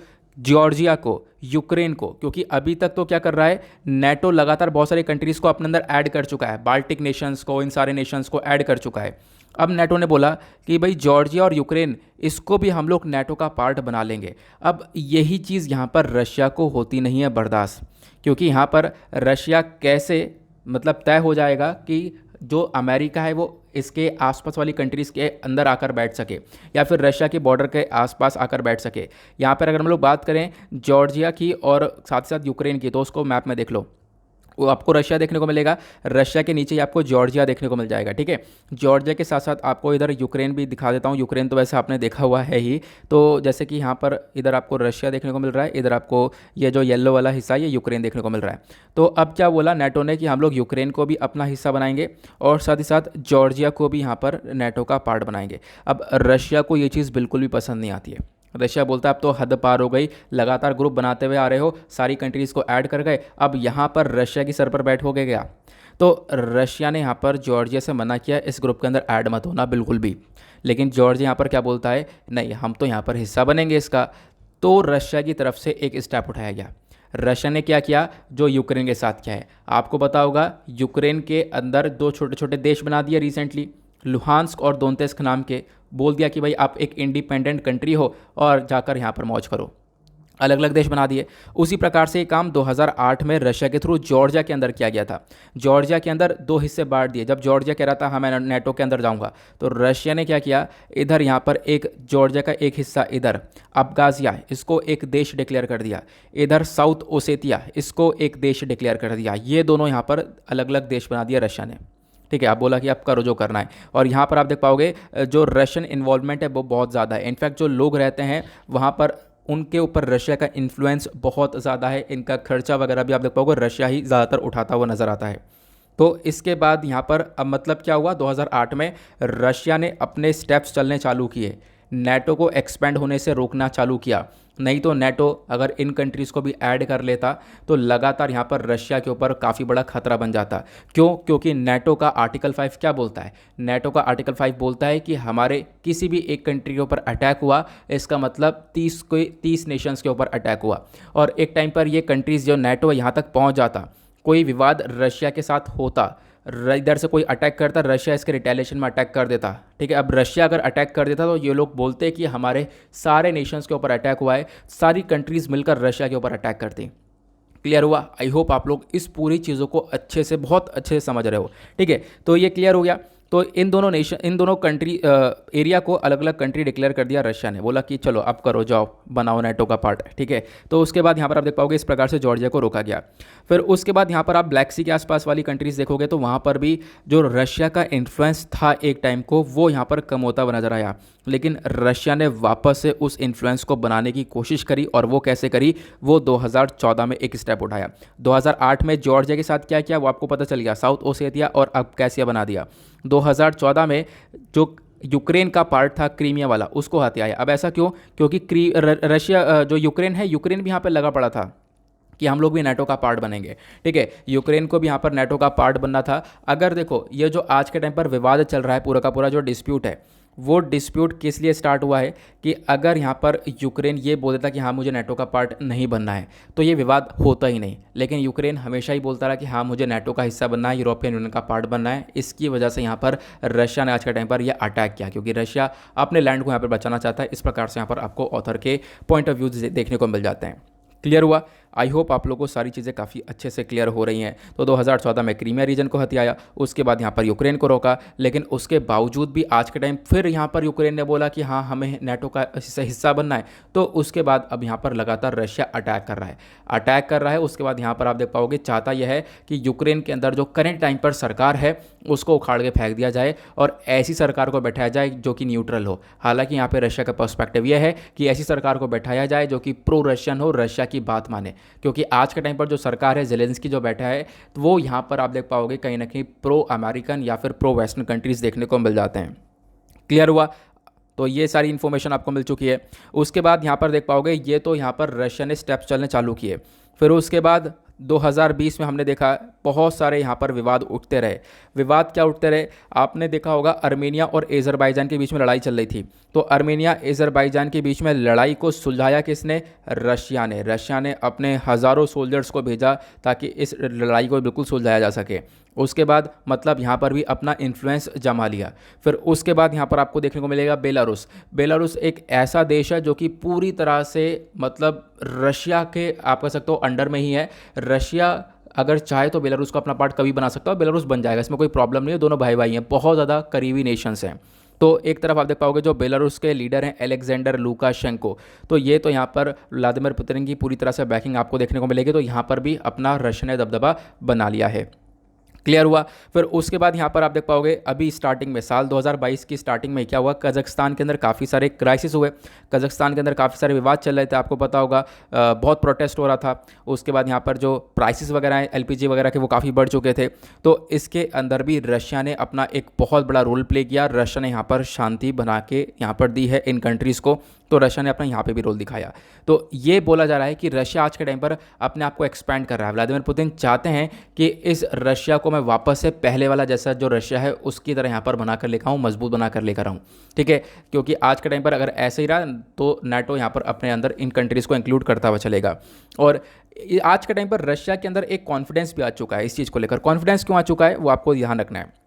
कॉन्फिडेंस इसलिए आया है क्योंकि हमने ये देखा कि अफ़गानिस्तान के अंदर यूएस कितने टाइम तक रहा, यहाँ पर 2000 से लेकर 2020 तक रहा, है ना। इतने लंबे समय तक रहने के बाद यहाँ पर आप लोग देख पाओगे ऐसे ही निकल गया और अफ़गानिस्तान के अंदर कुछ भी नहीं कर पाया। अगेन वापस से तालिबान का कंट्रोल आ गया अफ़गानिस्तान के अंदर। तो मतलब ये दिखाता है कि हाँ रशिया को इससे यहाँ पर एक तरीके से वो मिलता है, सपोर्ट मिलता है कि हाँ देखो ये कुछ नहीं कर पाएगा अमेरिका। ठीक है, उसके साथ साथ यहाँ पर क्या है आज के टाइम पर देखो जो पूरा का पूरा यूरोप है वो यूरोप कहीं ना कहीं डिपेंडेंट है रशिया की नेचुरल गैस के ऊपर। तो इसकी वजह से भी यहाँ पर रशिया को काफ़ी कॉन्फिडेंस मिल जाता है। उसके बाद यहाँ पर एक चीज़ और देखने को मिलती है, वो यहाँ पर मैंने आपको बताया कि तालिबान वाला सिचुएशन क्या है। उसके साथ साथ एक चीज़ ये भी है कि रशिया ये सोचता है कि होगा क्या, मैं अटैक भी करूँगा यूक्रेन को कब्जाऊँगा, दूसरी कंट्रीज़ को भी यहाँ पर अटैक करूँगा, तो उसमें होगा क्या? उसमें यही होगा कि यूएस मेरे ऊपर सैंक्शन लगाएगा, इकोनॉमिक सैंक्शन लगाएगा, जैसे अभी हुआ है कि यूक्रेन को जब कब्जा रहा है तो रशिया के ऊपर तमाम सारे सैंक्शन लगा दिए गए, सारे इकोनॉमिक सैंक्शन जितने थे वो सब लगा दिए गए हैं।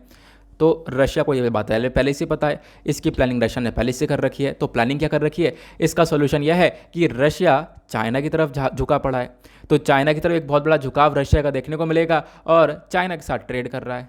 तो ऑब्वियस सी बात है, सैंक्शन लगा लो, कोई फर्क पड़ ही नहीं रहा है आज के टाइम पर रशिया के ऊपर, ठीक है। तो ये चीज़ आपको देखने को मिल जाएगी। तो इससे भी कहीं ना कहीं रशिया को काफ़ी बड़ा कॉन्फिडेंस मिला हुआ है। आई होप आप लोग को ये सारी बातें क्लियर हो चुकी हैं जो भी मैंने आपको बताई हैं। काफ़ी कुछ आपको जानने को मिला है आज का पूरा का मतलब हिस्ट्री वगैरह सब कुछ मैंने आपको बताने की कोशिश करी है, क्योंकि एक बहुत अच्छा सा आर्टिकल था। मैं चाहता था कभी आपके साथ ये डिटेल से डिस्कस करूँ, तो आज फाइनली टाइम मिला और आज हमने इसको डिस्कस भी किया। आगे चलते हैं, आते हैं अगले आर्टिकल की तरफ।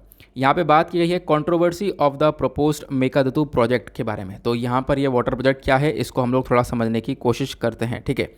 तो देखो अभी क्या हो रहा है, इस प्रोजेक्ट की जो डिस्प्यूट है ये काफ़ी लंबे समय पहले से चल रहे हैं। कर्नाटका सरकार ने यहाँ पर डिसाइड किया था, रिसेंटली क्या हुआ था कि इन्होंने डिसाइड किया कि हम लोग इस पूरे मामले को चैलेंज करेंगे एनजीटी के अंदर, नेशनल ग्रीन ट्रिब्यूनल के अंदर, कि यहाँ पर क्या करी जाए, एक जॉइंट कमेटी को बनाया जाए। उसके बाद यहाँ पर वो जॉइंट कमेटी इस पूरे मुद्दे को देखेगी। नाउ क्वेश्चन ये है, ये मुद्दा है क्या, ये बताओ पहले। तो मुद्दे की अगर हम लोग बात करें तो मेकादतु एक प्रोजेक्ट है, 9,000 करोड़ रुपए का प्रोजेक्ट है। इसका मकसद यह है कि पानी को स्टोर किया जाए और इसको सप्लाई किया जाए बेंगलुरु शहर के अंदर। जो बेंगलोर शहर है उसके अंदर यहाँ पर पानी को स्टोर करके सप्लाई करके ड्रिंकिंग पर्पज़ के लिए इस्तेमाल करेंगे। साथ ही साथ 4,000 मेगावाट तक की पावर भी यहाँ से जनरेट कर पाएंगे। तो बेसिकली यहाँ पर आप कह सकते हो कि एक मेकादतु प्रोजेक्ट लगाने के बारे में चर्चा की जा रही है। अगर मैं आप लोग को इसको मैप में दिखाऊँ तो ये आप लोग देख पाओगे, ऊपर कर्नाटका हुआ, नीचे तमिलनाडु हुआ, इन दोनों के बीच में आपको ये वाला बिल्कुल बाउंड्री पर आपको ये मेकादतु प्रोजेक्ट लगाता हुआ नजर आएगा। तो कर्नाटका इस प्रोजेक्ट को लगा रहा है, तमिलनाडु इसको अपोज कर रहा है। तमिलनाडु बोल रहा है ये प्रोजेक्ट सही नहीं है, इससे यहाँ पर कर्नाटका बहुत सारा पानी स्टोर करके अपने पास रखेगा, ठीक है, बहुत सारा पानी स्टोर करेगा, अपने लिए यूज़ करेगा, वो पानी प्रॉपर फ्लो हो नहीं पाएगा तमिलनाडु के अंदर में, ठीक है। तो ये यहाँ पर इसका डिस्प्यूट का रीज़न है। आई होप आपको डिस्प्यूट का बेसिक तो समझ में आया। अब क्या हुआ, इस प्रोजेक्ट को पहली बार अप्रूव कर दिया गया कर्नाटका की स्टेट गवर्नमेंट के थ्रू 2017 में। बोला ठीक है चलो लगाओ प्रोजेक्ट, ठीक है। तो कर्नाटका सरकार तो यहाँ पर फेवर में है, भाई हम लोग लगाएंगे, लेकिन तमिलनाडु मना कर रहा है, आप लगा नहीं सकते। तो क्या हुआ, अब कर्नाटका सरकार को अप्रूवल भी मिल जाता है, कहाँ से, मिनिस्ट्री ऑफ वाटर रिसोर्स से अप्रूवल मिल जाता है कि हाँ आप प्रोजेक्ट लगा लो। साथ साथ यहाँ पर अभी कर्नाटका सरकार को ministry of environment, forest and climate change से भी अप्रूवल चाहिए। अब मिनिस्ट्री ऑफ एनवायरमेंट से कैसी अप्रूवल चाहिए, क्यों चाहिए, तो इसके लिए रीज़न ये है क्योंकि इस प्रोजेक्ट का बहुत सारा जो रीज़न है, बहुत सारा जो एरिया है, 63% का एरिया वो फॉरेस्ट एरिया आपको देखने को मिल जाएगा। इसी वजह से यहाँ पर बोला गया है कि यहाँ पर मिनिस्ट्री ऑफ एनवायरमेंट का भी यहाँ पर एक बहुत बड़ा रोल होगा, तो इसका अप्रूवल भी यहाँ पर चाहिए। तो यहाँ पर अप्रूवल लेने के बाद ये प्रोजेक्ट को आगे बढ़ा रहे हैं। लेकिन 2018 में क्या होता है, क्योंकि मैंने आपको बताया कि स्टार्टिंग यहाँ पर आप लोगों ने देख लिया, 2017 में इसको अप्रूवल मिल जाता है कि हम लोग लगाएंगे। लेकिन 2018 में तमिलनाडु सुप्रीम कोर्ट जाता है और बोलता है कि देखो जो कर्नाटका ये प्रोजेक्ट लगा रहा है, मेकादतु प्रोजेक्ट बना रहा है, ये बिल्कुल भी इफेक्टिव नहीं है और ये कहीं ना कहीं पानी के फ्लो को अफेक्ट करेगा, तमिलनाडु में प्रॉपर पानी नहीं पहुँच पाएगा। जून 2020 के अंदर फिर से यहाँ पर जो कावेरी वाटर मैनेजमेंट अथॉरिटी की मीटिंग चलती है, इस मीटिंग के दौरान तमिलनाडु वापस से इसके ऊपर जोर डालता है और बोलता है कि भाई इस प्रोजेक्ट को रोको, ठीक है। ये प्रोजेक्ट यहाँ पर तमिलनाडु के अंदर पानी की सप्लाई को रोक देगा, पानी के फ्लो को रोक देगा। तो कर्नाटका के ऊपर बार बार यहाँ पर जोर डाला गया है। तमिलनाडु क्यों इसको अपोज कर रहा है, उसके पीछे का रीज़न क्या है। तमिलनाडु इसलिए अपोज कर रहा है क्योंकि यहाँ पर सुप्रीम कोर्ट या ऐसे बहुत सारे केसेस पहले भी आए हैं जहाँ पर एक बहुत बड़ा डिसीजन आया हुआ है, जजमेंट आया हुआ है। जजमेंट क्या है, यहाँ पर आप देख पाओगे, इस वाले रीजन को देखो। जजमेंट ये है कि तमिलनाडु उन चीज़ों को फॉलो कर रहा है जो बहुत पहले केसेस आए हुए हैं सुप्रीम कोर्ट में। और वो केसेस क्या है कि अगर मान लो एक राज्य ऊपर है और एक राज्य नीचे है, ऊपर कर्नाटका है, नीचे तमिलनाडु है, और कर्नाटका से पानी फ्लो हो रहा है, नीचे जा रहा है तमिलनाडु के अंदर में, और कर्नाटका अगर चाहता है कि अपने इस रिवर के ऊपर, मान लो कावेरी रिवर की बात हो रही है, तो कावेरी रिवर पर यहाँ पर प्रोजेक्ट लगाना चाहता है ये कर्नाटका, तो इसको यहाँ पर पहले एक अप्रूवल लेना होगा तमिलनाडु से एक परमिशन लेनी होगी। लेकिन कर्नाटका ने यहाँ पर परमिशन नहीं ली है, ये यहाँ पर तमिलनाडु का कहना है। आई होप आप लोग यहाँ पर इस पूरे डिस्प्यूट को काफ़ी अच्छे से समझ चुके हो। एक सेकंड चलते हैं अभी नीचे, अभी काफ़ी कुछ है डिस्कस करने के लिए। तो रीज़न क्या है समझ गए ना। तो कर्नाटका के पास यहाँ पर आप कह सकते हो कोई राइट नहीं है इस रेजर्वायर को बनाने के लिए बिना किसी कंसेंट के, क्योंकि यहाँ पर सारे केस आए हैं जहाँ पर पहले बताया गया भाई जो लोअर स्टेट होगा उससे पहले यहाँ पर आपको कंसेंट लेना होगा, उसके बाद यहाँ पर आप क्या कर सकते हो, इस प्रोजेक्ट को लगा सकते हो। क्लियर हुआ। तो इसी पूरे डिस्प्यूट को हम लोग कावेरी वाटर डिस्प्यूट के नाम से भी जानते हैं। ठीक है, तो कावेरी वाटर डिस्प्यूट आप समझ गए ना। अब यहाँ पे कावेरी का नाम आया तो रिवर कावेरी के बारे में ज़रूर जान लेना, क्योंकि इंपॉर्टेंट है, आपसे क्वेश्चन बन सकता है। जब रिवर कावेरी की बात करते हैं तो इसको हम लोग कावेरी नदी को हम लोग पोन्नी के नाम से भी जानते हैं तमिल के अंदर। और उसके बाद ये साउथ इंडिया की चौथी सबसे बड़ी नदी आपको देखने को मिलेगी। एक सैक्रेड नदी है सदर्न इंडिया की। ये यहाँ से कहाँ से निकलती है, ये वेस्टर्न घाट से निकलती है, उसके बाद बे ऑफ बंगाल तक जाती है। चलो मैं आपको इसको एक बार मैप में दिखाता हूँ। तो ये आप देख पाओगे कर्नाटका से ये निकली कावेरी नदी। ठीक है, ये आपको कावेरी नदी दिख रही है इस प्रकार से निकलते हुए, और उसके बाद यहाँ पर आप देख पाओगे इधर तमिलनाडु से गुजरते हुए, और उसके बाद ये बे ऑफ बंगाल के अंदर जाती है। ठीक है, क्लियर हुआ। तो कावेरी नदी के बारे में जान लिया। अब कावेरी नदी के बहुत सारी आपको ट्रिब्यूटरीज देखने को मिलती हैं, सहायक नदियाँ इसकी। सहायक नदियाँ कौन कौन सी हैं, तो यहाँ पर सहायक नदी में इसकी पहली आती है Arkavathi, then Hemavathi, then Lakshmana Tirtha, then उसका शिमसा, देन काबिनी, देन हरंगी। तो आप कहोगे क्यों ट्रिब्यूटरीज हम लोग क्यों पढ़ रहे हैं, ज़रूरी है क्या? मैं कहूँगा बिल्कुल ज़रूरी है। क्यों? क्योंकि यूपीएससी ने यहाँ पर ट्रिब्यूटरी को लेकर पहले एक क्वेश्चन पूछा हुआ है। अगर आप लोग यहाँ पर देखोगे तो 2016 के अंदर अगर हम लोग बात करें तो डायरेक्टली क्वेश्चन पूछा गया कि which one of the following is are tributaries of Brahmaputra. Brahmaputra नदी की कौन कौन सी ट्रिब्यूटरीज हैं? Option A Dibang, option 2 Kameng, और ऑप्शन जो 3 है वो है लोहित। तो इसमें से करेक्ट बताना है। वैसे तो तीनों की तीनों ट्रिब्यूटरी हैं, तो इसका करेक्ट आंसर डी हो जाएगा। ठीक है, ये आप लोगों को ध्यान रखना है, इसका आंसर मैंने आप लोगों को बता दिया है।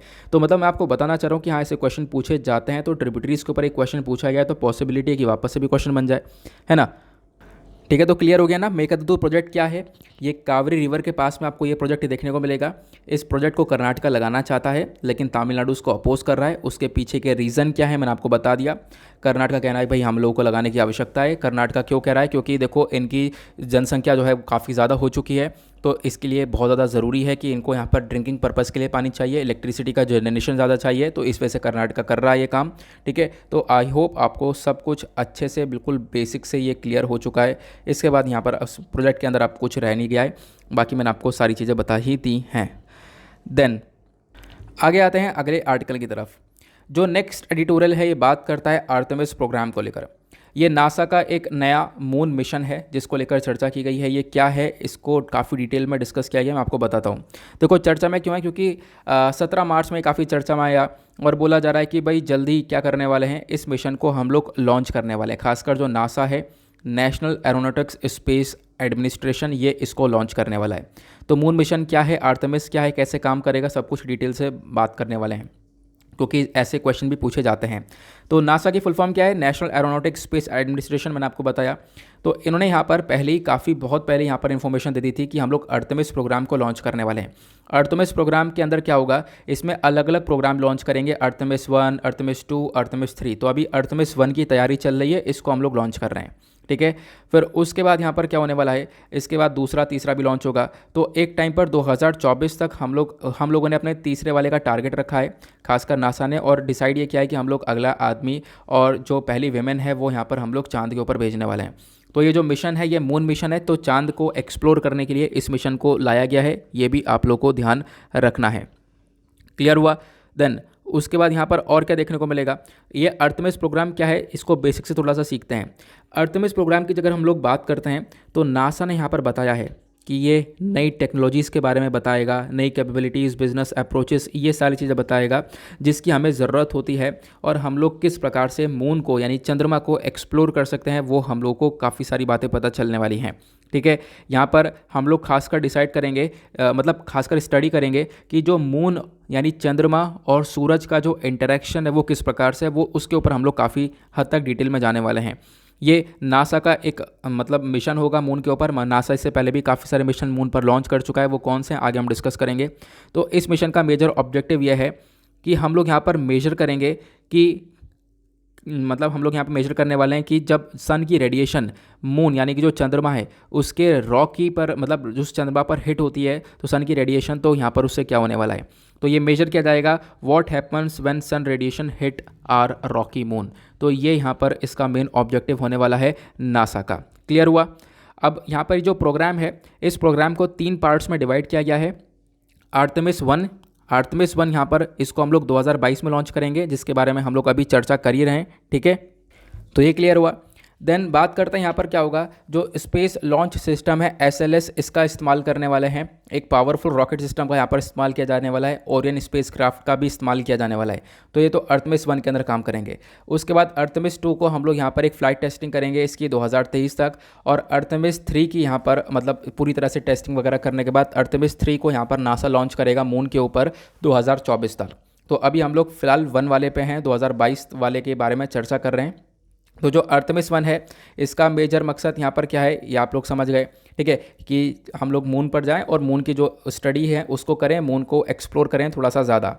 तो इसके ऑब्जेक्टिव यहाँ पर यही है कि हम लोग देख सकें कि यहाँ पर पानी का क्या यूज़ है, प्लस और कौन से क्रिटिकल रिसोर्सेज की हमें ज़रूरत पड़ती है इस मून को एक्सप्लोर करने के लिए, प्लस मून के जो भी मिस्ट्रीज़ है, जो भी यहाँ पर सिर्फ बातें बोली जाती हैं, उनको इन्वेस्टिगेट करेंगे कि वाकई में वो चीज़ें हैं या नहीं है, ठीक है। इसको हम लोग देखने वाले हैं। उसके बाद हम अपने प्लानट यूनिवर्स के बारे में ऑब्वियस सी बात है बहुत सारी और बातें जानेंगे, प्लस यहाँ पर जानेंगे कि किस प्रकार से हमारा पूरी की और भी सारी सेलेस्टियल बॉडीज़ वर्क करती हैं। तो काफ़ी सारी चीज़ें अंतरिक्ष के बारे में हम लोगों को जानने को मिलेंगी इन मिशंस के माध्यम से।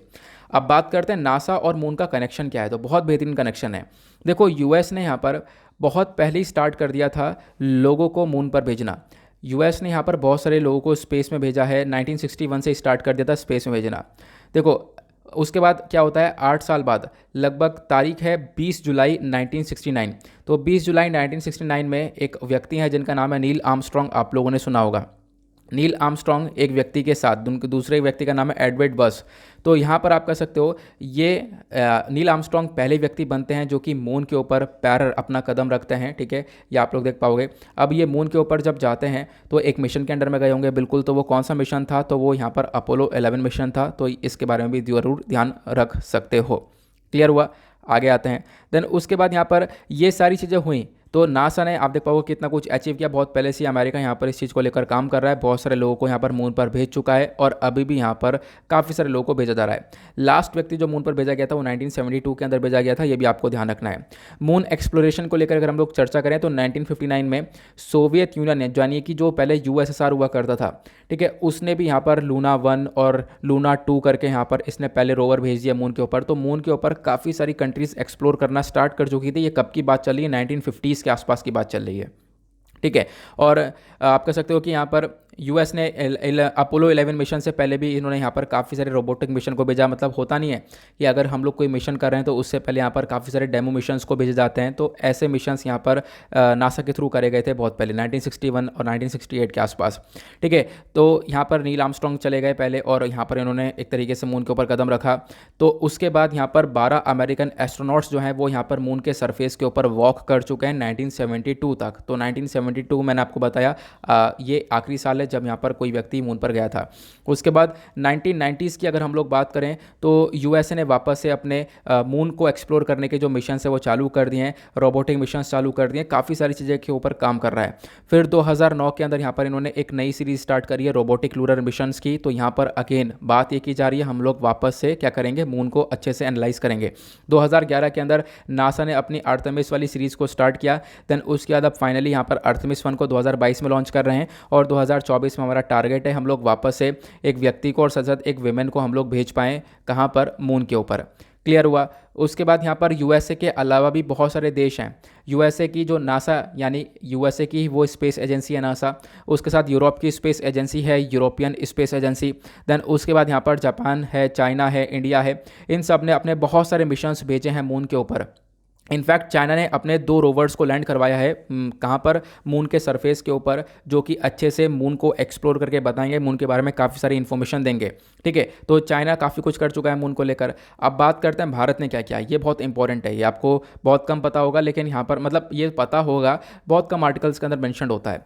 जैसा अगर हम लोग बात करें इसरो के मून के मिशन को लेकर, तो इसरो ने चंद्रयान 1 भेजा, चंद्रयान 2 भेजा और हम लोग चंद्रयान 3 की अब बिल्कुल तैयारी में है। तो हम लोग यहाँ पर वापस से चांद के ऊपर और अच्छे से एक्सप्लोरेशन करने वाले हैं।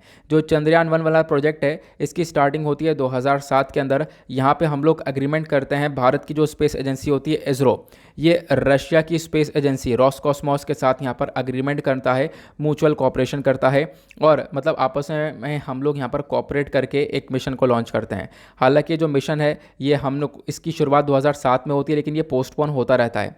ठीक है, ये जो मिशन है इसको पोस्टपोन कर दिया जाता है, 2013 तक यहाँ पर हो जाता है, फिर उसके बाद वापस इसको रीशेड्यूल करके 2016 तक कर दिया जाता है। ऐसा क्यों? क्योंकि रशिया यहाँ पर जो लैंडर होता है ना, जो कि मून के ऊपर लैंड करेगा, तो उसको यहाँ पर प्रॉपर टाइम पर बना नहीं पाता है। इसकी वजह से हम लोग काफ़ी तक लेट हो जाते हैं। तो मैंने आपको बताया ना, क्योंकि हम लोग रशिया के साथ मिलकर कर रहे हैं, तो रशिया का एक बहुत बड़ा रोल था यहाँ पर। क्लियर हुआ? फिर उसके बाद यहाँ पर क्या बताया गया, अगर हम लोग बात करें तो हमारा मेजर गोल ये था कि हम लोग जो चांद है, चांद के ऊपर पानी है, उसकी प्रेजेंस को हम लोग कंफर्म कर सकें। ठीक है, साथ साथ हम लोग देख सकें कि पहले कौन कौन सी टेक्टोनिक एक्टिविटीज़ हैं, ठीक है, जो कि लूनर सरफेस पर पाई जाती थी, चांद के ऊपर पाई जाती थी। तो वो सारी चीज़ें हम लोग, जो फॉल्ट और फ्रैक्चर्स हैं जो कि डिस्कवर करे गए हैं, वो किस वजह से डिस्कवर करे गए हैं, मीटेरॉइड का क्या इम्पैक्ट होता है। ठीक है, तो यहाँ पर आप देख पाओगे ये सारी इन्फॉर्मेशन यहाँ पर दी गई है। तो ये सारी चीज़ें हम लोग कंफर्म करने के लिए ये सारे मिशन को हमने लॉन्च किए हैं। मून के ऊपर हम लोग और स्टडी करना चाहते हैं, ताकि हम लोग और भी यहाँ पर इन मिशंस के बारे में अच्छे से जान सकें। और ये तो हुआ हमारा चंद्रयान 1। उसके बाद हमने चंद्रयान 2 को भी लॉन्च किया। ये इंडिया का दूसरा मिशन था मून के ऊपर, और यहाँ पर ये हमने खुद पूरी तरह से, देखो पहले वाला जो चंद्रयान 1 था, यहाँ पे हमने रशिया की मदद ली थी, रशिया की स्पेस एजेंसी रोसकॉस्मोस ने हमारी हेल्प करी थी। लेकिन जो ये चंद्रयान 2 आपको देखने को मिला है, ये यहाँ पर भारत का खुद का बनाया हुआ मिशन था, जहाँ पर हमने ऑर्बिटर, लैंडर, रोवर को भेजा था। और यहाँ पर ये जो मिशन है ये प्रॉपर काम नहीं कर पाया, जिसकी वजह से हमारी प्रॉपर जो लैंडिंग है वो यहाँ पर नहीं हो पाई थी। अब प्रॉपर लैंडिंग हो नहीं पाई तो रोवर निकल नहीं पाया उसके अंदर से, जिसके बाद हम लोग मून को अच्छे से एक्सप्लोर कर नहीं पाए। ये आपको ध्यान रखना है। ठीक है, तो अब यहाँ पर हम लोग आगे बढ़ रहे हैं, और इसरो ने डिसाइड किया है हम लोग अपना चंद्रयान 3 लॉन्च करने वाले हैं जल्द ही, जहाँ पर हम लोग वापस से एक लैंडर रोवर को भेजेंगे और मून को अच्छे से एक्सप्लोर करने के ऊपर फोकस करने वाले हैं। आई होप आपको ये क्लियर हो चुका है। काफ़ी सारी इन्फॉर्मेशन मैंने आप लोग को यहाँ पे प्रोवाइड करवा दी है कि मून को लेकर भारत के कनेक्शन, नासा का कनेक्शन है, और प्लस और भी कुछ फैक्चुअल इन्फॉर्मेशन वो आपको पता चल चुकी है। अब यूपीएससी डायरेक्टली क्वेश्चन पूछ लेता है। देखो, सोलर सिस्टम में से एक क्वेश्चन पूछा गया, बहुत सिंपल सा। यूपीएससी 2009 में एक क्वेश्चन आता है, वो ये है, विच one of the following planets has the highest number of natural satellites और मून। तो जो नेचुरल सैटेलाइट, ध्यान रखना नेचुरल की बात हो रही है, नेचुरल सैटेलाइट्स और जो मून्स है वो सबसे ज़्यादा कौन से प्लैनेट पर आपको देखने को मिलेंगे? ऑप्शन है जुपिटर, बी मार्स, सी सैटर्न, डी वेनस। तो इसका करेक्ट आंसर आपको ए जुपिटर देखने को मिल जाता है। उसके बाद ऐसे ही दूसरा क्वेश्चन पूछा गया था, 2008 में भी क्वेश्चन पूछा गया है। सेलिन 1 ये एक लूनर ऑर्बिटर मिशन है, ये कौन से कंट्री को बिलोंग करता है? तो यहाँ पर आप देख पाओगे, अगेन ये यहाँ पर चाइना को बिलोंग करता है, तो इसका ये यहाँ पर जापान को बिलोंग करता है। तो ऑप्शन सी इसका करेक्ट आंसर हो गया। जापान की जो स्पेस एजेंसी है जाक्सा, ठीक है, वो यहाँ पर इस मिशन को लॉन्च करती है। क्लियर हुआ? तो यहाँ पर आप देख पाओगे सेलिन 1 के बारे में चर्चा हो गई है। तो ऐसे ही यहाँ पर डायरेक्टली मिशन के बारे में पूछ लिया जाता है। इस मिशन का भी मेजर ऑब्जेक्टिव यही था कि हम लोग मून के ओरिजिन को अंडरस्टैंड कर सकें। तो जापान ने यहाँ पर मून के ओरिजिन को अंडरस्टैंड करने के लिए इस मिशन सेलिन 1 को लॉन्च किया था। तो डायरेक्टली ऐसे क्वेश्चन बन जाते हैं, तो आपको ज़रूर ध्यान रखना है। आर्थमिस 1 से भी बन सकता है, तो आर्थमिस 1 किसी से रिलेटेड है, ये आपको पता चल चुका है। अब उसके बाद आते हैं अपने लास्ट एडिटोरियल की तरफ। यहाँ पे चर्चा की गई है tracking the persistent growth of China. हम लोग देख पा रहे हैं कि लगातार कोविड-19 जैसे जैसे बढ़ा 2020 के अंदर, ठीक है, 21 के अंदर, तो उसके बाद यहाँ पे हमने देखा कि आप देख पाओगे कि कैसे कैसे कंट्रीज़ की इकॉनमी पूरी तरह से ठप हुई है, दुनिया भर में व्यापार पूरी तरह से रुक चुका था। लेकिन चाइना एक ऐसी कंट्री थी जिसकी इकॉनमी लगातार बढ़ती रही। चाइना ने दबा के मैन्युफैक्चरिंग करी है। इनफैक्ट कोविड-19 के पहले वाला जो साल था उससे भी ज़्यादा यहाँ पर चाइना ने यहाँ पर व्यापार किया है, अपने बिजनेस को ग्रो किया है कोरोना के टाइम पर। ये आप लोग देख पाओगे चाइना की जो ग्रोथ है, इकॉनमी वगैरह है, वो 2021 के अंदर 8.1% से ग्रो होती हुई नजर आई है। इंडस्ट्रियल प्रोडक्शन इन्होंने काफ़ी ज़्यादा बढ़ाया है। प्लस इंडस्ट्रियल प्रोडक्शन की बात करें तो 4.3% से इंक्रीज़ होता हुआ नजर आया दिसंबर 2021 के अंदर। अगर हम लोग इसको कंपेयर करें 2020 में, तो 2020 से भी ज़्यादा अच्छा काम यहाँ पर चाइना ने 2021 के अंदर किया। तो ये यहाँ पर इंफॉर्मेशन प्रोवाइड करवाई गई है, ठीक है, ऑथर के थ्रू। ऑथर ने यहाँ पर बहुत अच्छे से बताया कि देखो मैन्युफैक्चरिंग के ऊपर चाइना ने ताबड़तोड़ काम किया है, और मैन्युफैक्चरिंग के मामले में आज के टाइम पर ही बहुत आगे है, और खासकर एक्सपोर्ट के मामले में चाइना बहुत बहुत बहुत आगे देखने को मिलेगा। यूएस वगैरह बहुत सारी कंट्रीज़ को पीछे छोड़ चुका है, खासकर एक्सपोर्ट के पर्सपेक्टिव से। अब क्वेश्चन ये है ऐसा कैसे कर पाया चाइना, तो उसके बारे में ऑथर ने मेंशन किया है। देखो यहाँ पर यह है कि जो चाइना की ओवरऑल ग्रोथ है वो इंडस्ट्रियल सेक्टर में आपको देखने को मिलेगी, और वो इसलिए हुई है क्योंकि चाइना ने अपनी तरफ अपना जो अप्रोच है वो कहीं पर बदला। वो क्या है कि चाइना ने इस्तेमाल किया अपने यहाँ पर स्किल्ड लेबर फोर्स का, यानी स्किल्ड लोगों को यूज़ करना चालू किया, प्लस स्ट्रेटेजिक रॉ मटेरियल्स का इस्तेमाल किया, जो कि डायरेक्टली यहाँ पर चाइना को हेल्प किया है। और इसमें एक सबसे बड़ा रोल रहा है एडवांस मैन्युफैक्चरिंग का। एडवांस मैन्युफैक्चरिंग के अंदर बहुत सारी मशीन आ जाती हैं, ऑटोमेशन सिस्टम आ जाता है, आर्टिफिशियल इंटेलिजेंस आ जाता है। तो आर्टिफिशियल इंटेलिजेंस के ऊपर ऑथर ने बहुत तगड़ा जोर दिया इस आर्टिकल के अंदर। तो आर्टिफिशियल इंटेलिजेंस एक one of the major factor रहा है चाइना की इस पर्टिकुलर ग्रोथ को लेकर। ठीक है, चाइना के अंदर high tech production sectors setup करे गए। ठीक है, तो जिसकी वजह से यहाँ पर क्या हुआ, जो सामान बहुत जल्दी बना और कॉस्ट इफेक्टिव यहाँ पर सामान बना है, जिसकी मदद से चाइना ने एक्सपोर्ट को तो बढ़ाया, प्लस यहाँ पर आप देख पाओगे कॉस्ट एफिशिएंट प्रोडक्ट को बनाया, जिससे यहाँ पर काफ़ी सारा पैसा भी कमाया। क्लियर हुआ। तो जो पहले वाली चाइनीज़ इंडस्ट्रीज़ हुआ करती थी, यहाँ पर लेबर वगैरह ज़्यादा देखने को मिलती थी, लेकिन आज के टाइम पर उस चीज़ को थोड़ा सा यहाँ पर इन्होंने कन्वर्ट किया है दूसरी साइड में। अभी जो लेबर है वो स्किल्ड लेबर्स को रखा है, प्लस आर्टिफिशियल इंटेलिजेंस की तरफ यहाँ पर ये लोग आगे बढ़े हैं, और रिजल्ट आपने देखा ही है जैसा यहाँ पर आज के टाइम पर देख पा रहे हैं। ठीक है, उसके बाद यहाँ पर ये बताया गया चाइना लगातार फोर्थ इंडस्ट्रियल रिवॉल्यूशन की तरफ बढ़ता हुआ नजर आ रहा है। रिसेंटली यहाँ पर चाइना की जो इकोनॉमिक रिकवरी है वो बहुत तगड़ी हुई है। उसके पीछे का रीज़न आर्टिफिशियल इंटेलिजेंस का एडॉप्शन है। आर्टिफिशियल इंटेलिजेंस का मशीन्स का बहुत तेज़ी से इस्तेमाल किया गया है। चाइना की जब हम लोग बात करते हैं तो इन्होंने यहाँ पर काफ़ी तगड़ी ग्रोथ पाई है, खासकर आर्टिफिशियल इंटेलिजेंस के। बस देखो बार बार वही लाइन, बार बार हर पैरा में आपको वही लाइन देखने को मिल जाती है। ठीक है, जो मैन्युफैक्चरिंग सेक्टर है चाइना का वो अगेन ऑटोमेशन और आर्टिफिशियल इंटेलिजेंस। तो वो यहाँ पर मतलब आप सिर्फ एक वर्ड याद रख लेना, आर्टिफिशियल इंटेलिजेंस, वो यहाँ पर मेजर फोकस रखा गया है।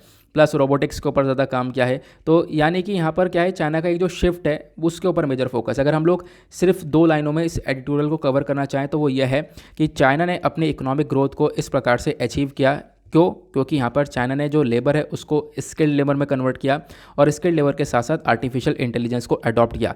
दैट इज़ वाई यहाँ पर चाइना अच्छे से कर पाया है। एग्जाम्पल बड़े बड़े दिए गए चाइनीज़ कंपनीज़ के बारे में, जैसे जैसे उन्होंने किया आर्टिफिशियल इंटेलिजेंस को अडॉप्ट करके। तो बहुत सिंपल सी चीज़ थी, ज़्यादा कुछ था ही नहीं इस आर्टिकल के अंदर। क्लियर हुआ। बाकी उसके बाद यहाँ पर आपको पता होगा हमने थंबनेल लगा रखा है, थंबनेल पर लेकर चलता हूँ मैं आप लोगों को। थंबनेल नहीं, थंबनेल वाला आर्टिकल ही है एक, जो कि आज के न्यूज़पेपर के अंदर मेंशन्ड है। देखो हुआ क्या है, मैं आप लोगों को वो भी बताता हूँ। एक सेकेंड रुक जाओ, यहाँ पर वो आर्टिकल था तो यार। देखो वेस्ट बंगाल के अंदर काफ़ी बवाल हुआ है, और ये परसों की बात है। अब होता क्या है, यहाँ पर वेस्ट बंगाल के अंदर इंटरनल पॉलिटिक्स की वजह से यहाँ पर आप देख पाओगे कितना ज़्यादा बवाल देखने को मिलता है। तो यहाँ पर आप लोग आर्टिकल में देख पा रहे होंगे हुआ क्या है कि बंगाल में एक हिंसा हुई है जहाँ पर 8 लोगों को ज़िंदा जला दिया गया। हाँ ऐसे ही हुआ है, और आपने ट्विटर पर वीडियोस देखी होंगी, वो वीडियोस मैंने भी देखी थी। मतलब सच में यार, मतलब आप खुद भी देखोगे कितना मतलब कि सच में मन बिल्कुल विचलित हो जाएगा कि आखिरकार ये क्या है यार। तो घरों के अंदर आग लगाई, 8 घरों के अंदर आग लगाई, जिसकी वजह से यहाँ पर आप देख पाओगे 8 लोगों की जान भी चली गई है। इनफैक्ट वो जिंदा जल चुके हैं। ये सिनेरियो यहाँ पर वेस्ट बंगाल के अंदर देखने को मिला। ये कहाँ की बात है, तो वेस्ट बंगाल के अंदर जो बीरभूम डिस्ट्रिक्ट है वहाँ की बात है। इसी वजह से इसको बीरभूम मैसेकर का नाम दिया गया है, बीरभूम हत्याकांड का नाम दिया गया है। अब जैसे ये सब कुछ हुआ तो इसकी वजह से यहाँ पर अब बीजेपी ने यहाँ पर इंस्टांस लिए लिया है कि बीजेपी ये बोलती है कि भाई इस राज्य के अंदर आपको एक प्रेसिडेंट रूल लगा देना चाहिए। ठीक है, यहाँ पर इतनी तगड़ी पॉलिटिक्स हुई है कि इसको ऐसे प्रेसिडेंट रूल लगा देना चाहिए। होता क्या है, देखो होता यह है, आपको बंगाल के अंदर आपको टीएमसी पार्टी देखने को मिलेगी, तृणमूल कांग्रेस की पार्टी देखने को मिलेगी। ममता बनर्जी रूल कर रही हैं। ठीक है, ममता बनर्जी चीफ मिनिस्टर है वहाँ पे। तो अभी क्या होता है, इसी पार्टी के व्यक्ति हैं, कौन है, एक डेप्यूटी प्रधान है जिनका नाम है भादु शेख। ठीक है, ये डेप्यूटी प्रधान है भादु शेख, ये इसी पार्टी से बिलोंग करते हैं। तो क्या होता है, इनको मार दिया जाता है। अब इनको मार दिया जाता है तो अब जो भी व्यक्ति मारते हैं, ठीक है, ऐसा यहाँ पर इन्फॉर्मेशन मिलती है। ठीक है, इनको मारने के बाद ही काफ़ी हद तक हिंसा भड़कती है, और हिंसा इतनी तगड़ी भड़कती है कि लोगों के घर जला दिए जाते हैं गांव के अंदर। और जो लोगों के घर जलाए जाते हैं, तो लोगों के घर जलाने के बाद आप देख पाओगे उसके अंदर जो बहुत सारे लोग हैं, बच्चे हैं, वो भी यहाँ पर जल जाते हैं। लगभग 8 लोग जल गए हैं इसके अंदर, ऐसी इन्फॉर्मेशन आई है। कहीं पर आपको 7 देखने को मिलेगा, कहीं पर 8 देखने को मिलेगा, लेकिन जो मेजॉरिटी ऑफ न्यूज़पेपर है वो यहाँ पर 8 बता रहे हैं कि 8 है। ठीक है, तो ये यहाँ पर बताया गया। फिर बीरभूम डिस्ट्रिक्ट के अंदर भी एक गांव है, ध्यान रखना, बगतोई विलेज, जहां पर ये काम हुआ है। ठीक है, बगतोई विलेज जिसका नाम आप लोग देख पा रहे होंगे। ठीक है, यहाँ पर आपको ये देखने को मिला है बवाल। अब इसी बगतोई विलेज के अंदर एक प्रधान है, डेप्यूटी प्रधान, जिनका नाम मैंने आपको बताया, जिनको मार दिया गया है, जिसके बाद यहाँ पर ये पूरी की पूरी हिंसा भड़की है। तो देखो यहाँ पर जैसे यहाँ पर उनको मार दिया गया, तो उसके बाद यहाँ पर जो एलिगेशंस हैं वो आरोप किसके ऊपर लगा, तो आरोप वो उनके दोस्तों के ऊपर ही लगाया गया कि हाँ उनके दोस्तों ने ये काम किया है। तो इसकी वजह से यहाँ पर सिचुएशन थोड़ी सी और ज़्यादा ख़राब देखने को मिलती है। अब उन दोस्तों का नाम क्या क्या था, नाम आप देख पाओगे, फातिक शेख और सोना शेख, यहाँ पर आपको नाम देखने को मिलेगा। ये इनके दोस्त थे, तो इल्ज़ाम इनके ऊपर लगा है कि हाँ इन्होंने यहाँ पर ये आग लगाया है। तो अब मतलब इन्होंने यहाँ पर ये मारा है इनको। तो जैसे ही यहाँ पर ये इन्फॉर्मेशन फैलती है, देन उसके बाद इन फातिक शेख और सोना शेख के घर में ही यहाँ पर आग लगा दी जाती है। और इनके घर में काफ़ी सारे लोग होते हैं, जिसकी वजह से यहाँ पर क्या होता है कि बहुत सारे लोग यहाँ पर जल जाते हैं, जैसी इन्फॉर्मेशन आपको यहाँ पर देखने को मिल रही है। ठीक है, अब वो जल जाते हैं कि वो जो बॉडीज़ हैं वो भी यहाँ पर इतनी पहचान में आती नहीं है। तो ये सब सिचुएशन क्रिएट हुई है बंगाल के अंदर, एक वॉयलेंस क्रिएट हुआ है। तो इसके बारे में थोड़ी बहुत जानकारी होनी चाहिए, अदरवाइज़ यहाँ पर ज़्यादा डिटेल में आप लोग नहीं जाओ तो यहाँ पर बेहतर रहेगा। एग्ज़ाम के पर्सपेक्टिव से ज़्यादा कुछ यहाँ पर मिलेगा नहीं है हम लोगों को, तो ये आपको ध्यान रखना है। क्लियर हुआ? तो ये एक छोटी सी इन्फॉर्मेशन है। बाकी यहाँ पर एक और छोटी सी इन्फॉर्मेशन इसी के अंदर आपको देखने को मिल जाएगी, वो ये है कि जैसे जैसे बंगाल के अंदर पूरी तरह से ये वायलेंस भड़का है, तो इसके बाद मांग ये की गई है कि जो आर्टिकल 355 है उसको लागू कर देना चाहिए। आर्टिकल 355 लगा देना चाहिए। और आर्टिकल 355 क्या बोलता है हमारे संविधान का, वो डील करता है एक एमरजेंसी प्रोविज़न से। एमरजेंसी प्रोविज़न यहाँ पर बोला गया है, जो सेंटर है, जो केंद्र सरकार है, उसको इंटरवीन करना चाहिए स्टेट के अंदर। और ये जो एक्सटर्नल अग्रेशन, ये जो डिस्टर्बेंस दिख रहा है, इंटरनल डिस्टर्बेंस दिख रहा है, इसको यहाँ पर रोकना चाहिए। तो यानी कि जो केंद्र सरकार है वो यहाँ पर अपना थोड़ा सा काम दिखाए और इस स्टेट के अंदर थोड़ा सा यहाँ पर इस डिस्टर्बेंस को रोके। और इधर दूसरी तरफ से जो वेस्ट बंगाल की यहाँ पर आप चीफ मिनिस्टर देख पाओगे, ममता बनर्जी का कहना यह है कि देखो यहाँ पर ये पूरी की पूरी एक कॉन्स्पिरेसी रची गई है, जिसके बाद ये पूरा का पूरा विवाद हुआ है। ठीक है, ये यहाँ पर ममता बनर्जी का कहना है। आई होप आप लोग यहाँ पर इसको समझ चुके हो कि पूरा का पूरा क्या डिस्प्यूट था। तो एक छोटी सी इन्फॉर्मेशन थी जो कि आपको पता होनी चाहिए, दैट इज़ वाई मैंने यहाँ पर कवर करवा दी है। उसके बाद आपको पता होगा, कल मैंने एक छोटा सा एडिटोरियल छोड़ा था यार, आज वीडियो काफ़ी लेंदी हो चुका है तो उसको आज भी कवर नहीं कर पाएंगे। लेकिन देखो परेशान होने की ज़रूरत नहीं है, क्योंकि आपको पता है मैं छोड़ता कुछ नहीं हूँ। आज नहीं तो कल कवर हो जाना है, लेकिन संडे तक कवर हो ही जाना है। ठीक है, क्योंकि जिस दिन भी अगर लगता है कि हाँ एडिटोरियल कम है या कुछ ज़्यादा इंपॉर्टेंट नहीं है, तो उस दिन मैं कवर कर दूंगा उसको, क्योंकि वो इन्फॉर्मेशन मैंने कलेक्ट कर ली है, तो मैं आपको कवर करवा दूंगा। अदरवाइज़ संडे में तो टाइम मिलता ही मिलता है, संडे में अदरवाइज़ हम लोग कवर कर लेते हैं, ऐसे हम लोग पहले भी कर चुके हैं। तो आई होप आप लोग इसको समझ रहे होंगे। बाकी लास्ट में हम लोग प्रीलिम्स का क्वेश्चन देखते हैं। तो प्रीलिम्स का क्वेश्चन क्या है, मैं आप लोग को वो उसका आंसर बता देता हूँ। 2015 में एक क्वेश्चन पूछा गया था, पांचवा और जो छठा शेड्यूल है कॉन्स्टिट्यूशन के अंदर, इसके प्रोविज़न जो हैं वो यहाँ पर क्यों बनाए गए हैं। तो इसका करेक्ट आंसर ऑप्शन ए ही देखने को मिलेगा, ताकि हम लोग शेड्यूल ट्राइब्स के इंटरेस्ट को प्रोटेक्ट कर सके। तो answer A is the correct one. Clear हुआ ना? इसी के साथ करते हैं लेक्चर को समाप्त। मिलते हैं आप लोगों से नेक्स्ट वीडियो में। आज के लिए bye bye, have a nice day, thank you and Jai Hind.